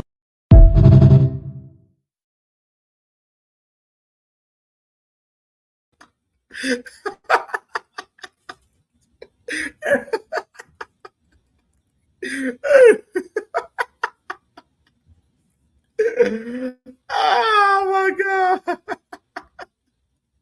Hey, he playing that boy cock, man. Hey, man, I'm crying, man. I'm crying, man. Ain't no way. Ain't no way a grown man talking to me like this, bro. I ain't going to see that man, bro. I'm sorry. So, like I said, he said Bill told him to delete the post, man. For real, bro. He had to. Like, why make the post? Stand on what you saying. Why make the post? That's all I'm saying. Why make the damn post? Stand on that shit. Like, quick, we said, just like they complain about Tank tweeted deletes, Devin does the same. All of them do it. Shakur, all of them do it, sis. That's the crazy part. All of them be tweeting and delete.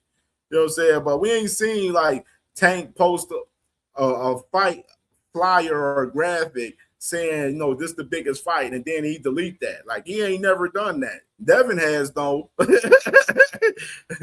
Devin has, though. Hello, Devin definitely did. Definitely did. Nasty fucking work to see in 4K. 365 testing in 24. The 48, he got to enroll. Like, let's be with the bullshit, man.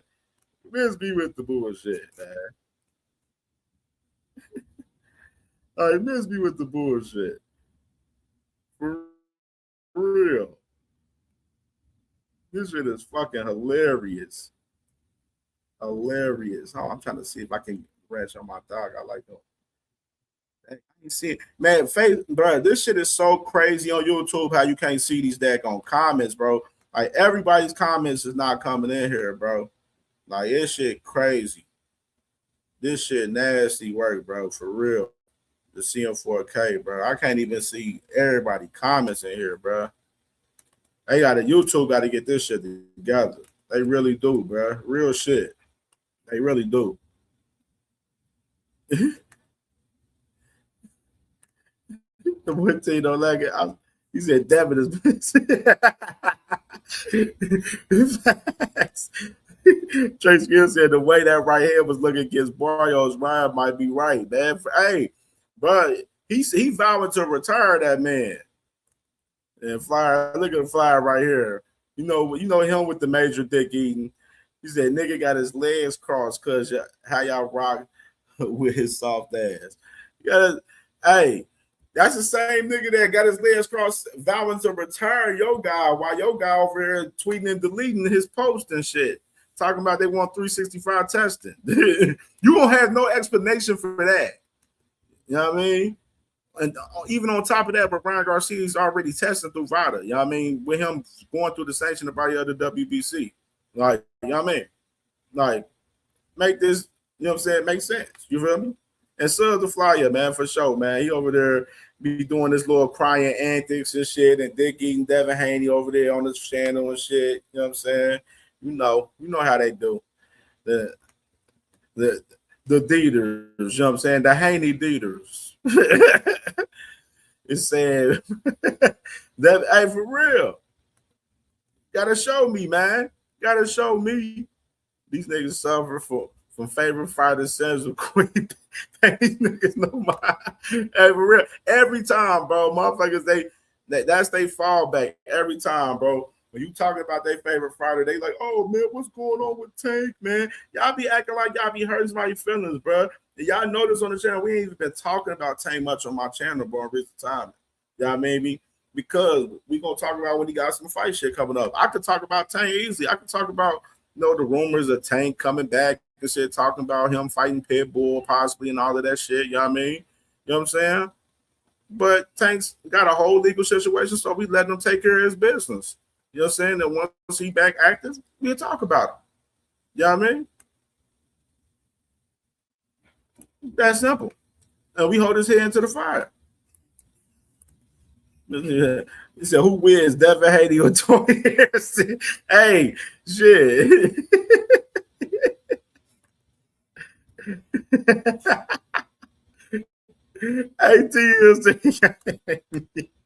Hey, now I'll get Devin beating Tony Harrison, man. Tony Harrison, his ass something about that man. Every ninth round, that boy always gets stopped. He said, hey, it's the play stop. I hate he stops Harrison at 10. Said, wait, Kel, Bill debunked that talking point. He ain't asked for no 365 testing. Why you ain't look? He said it on Champ Side, brother. Look at his Champ Side interview. He talked about it on there. so that's cap. You lose again, Mr. Flyer. Always losing. Can't win for it. It's alive and well and applies heavily to the fan base of Canelo, Earl Bud, Tank, Dev, and Kurt, and they are respectfully Cinemaniacs, Earl Sexuals, Buttercups, Taker Maniacs, Haiti-ites, and Shakur. Bro, like, for real. Man, bro, real nasty work, dog. For real, bro. Shit, let me go and get up out of here, man. Salute to everybody, man, for sure, man. Definitely, man, rocking with the support today, man. And the Cash App and the Super Chat, man. This was another banger show, man. Definitely had fun for sure. And we active, man, for sure, man. So salute to everybody. You know what I'm saying? Much love, peace, and prosperity to everybody. You heard me. You know what I'm saying? And we will see y'all tomorrow. I'll let y'all know what time. Holla back.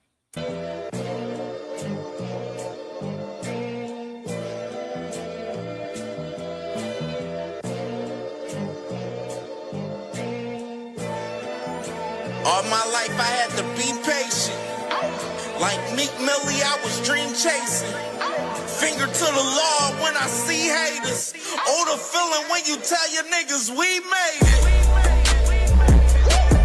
Ooh, baby. Ooh, baby. Ooh, baby. Ooh, baby. It's showtime like Kareem Lakers. I make a masterpiece, scene basic. No Meek Millie, but I'm dream chasing. Took the shortcut like Anita Baker. I want the bright lights that you see in Vegas. I need a big house with like 3 bedrooms.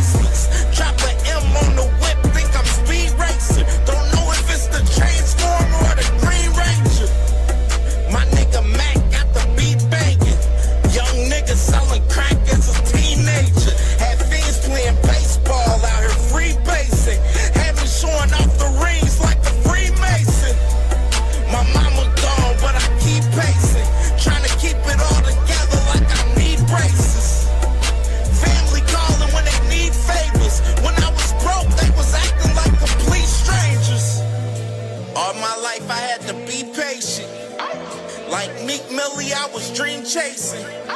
Finger to the law when I see haters. Oh, the feeling when you tell your niggas we made it. Ooh, baby. Ooh, baby. Ooh, baby. Ooh, baby. Rest in peace, the Neppy was the street savior. Got my credit right now, I need acres. Gotta turn your dirty money into clean paper. Trying to own a franchise without a key player. I go through hoes like I weave laces. Tree blazers, let they mama noodles be flavored. Meat takers, they be acting like the D sacred. You bust in, you would think they on their knees praying. Then I slide like a screensaver. When I'm done, make some scrambled eggs, cheese bacon. Then it's on to the next, I ain't a speed dater. Little bitch ain't gon' hear from me till weeks later. I don't see no things changing. Kids still dodging bullets like they seen Matrix. These young niggas really need saving, but OGs won't teach them that the street's dangerous. All my life I had to be patient. Like Meek Millie, I was dream chasing. Finger to the law when I see haters. Oh, the feeling when you tell your niggas we made it.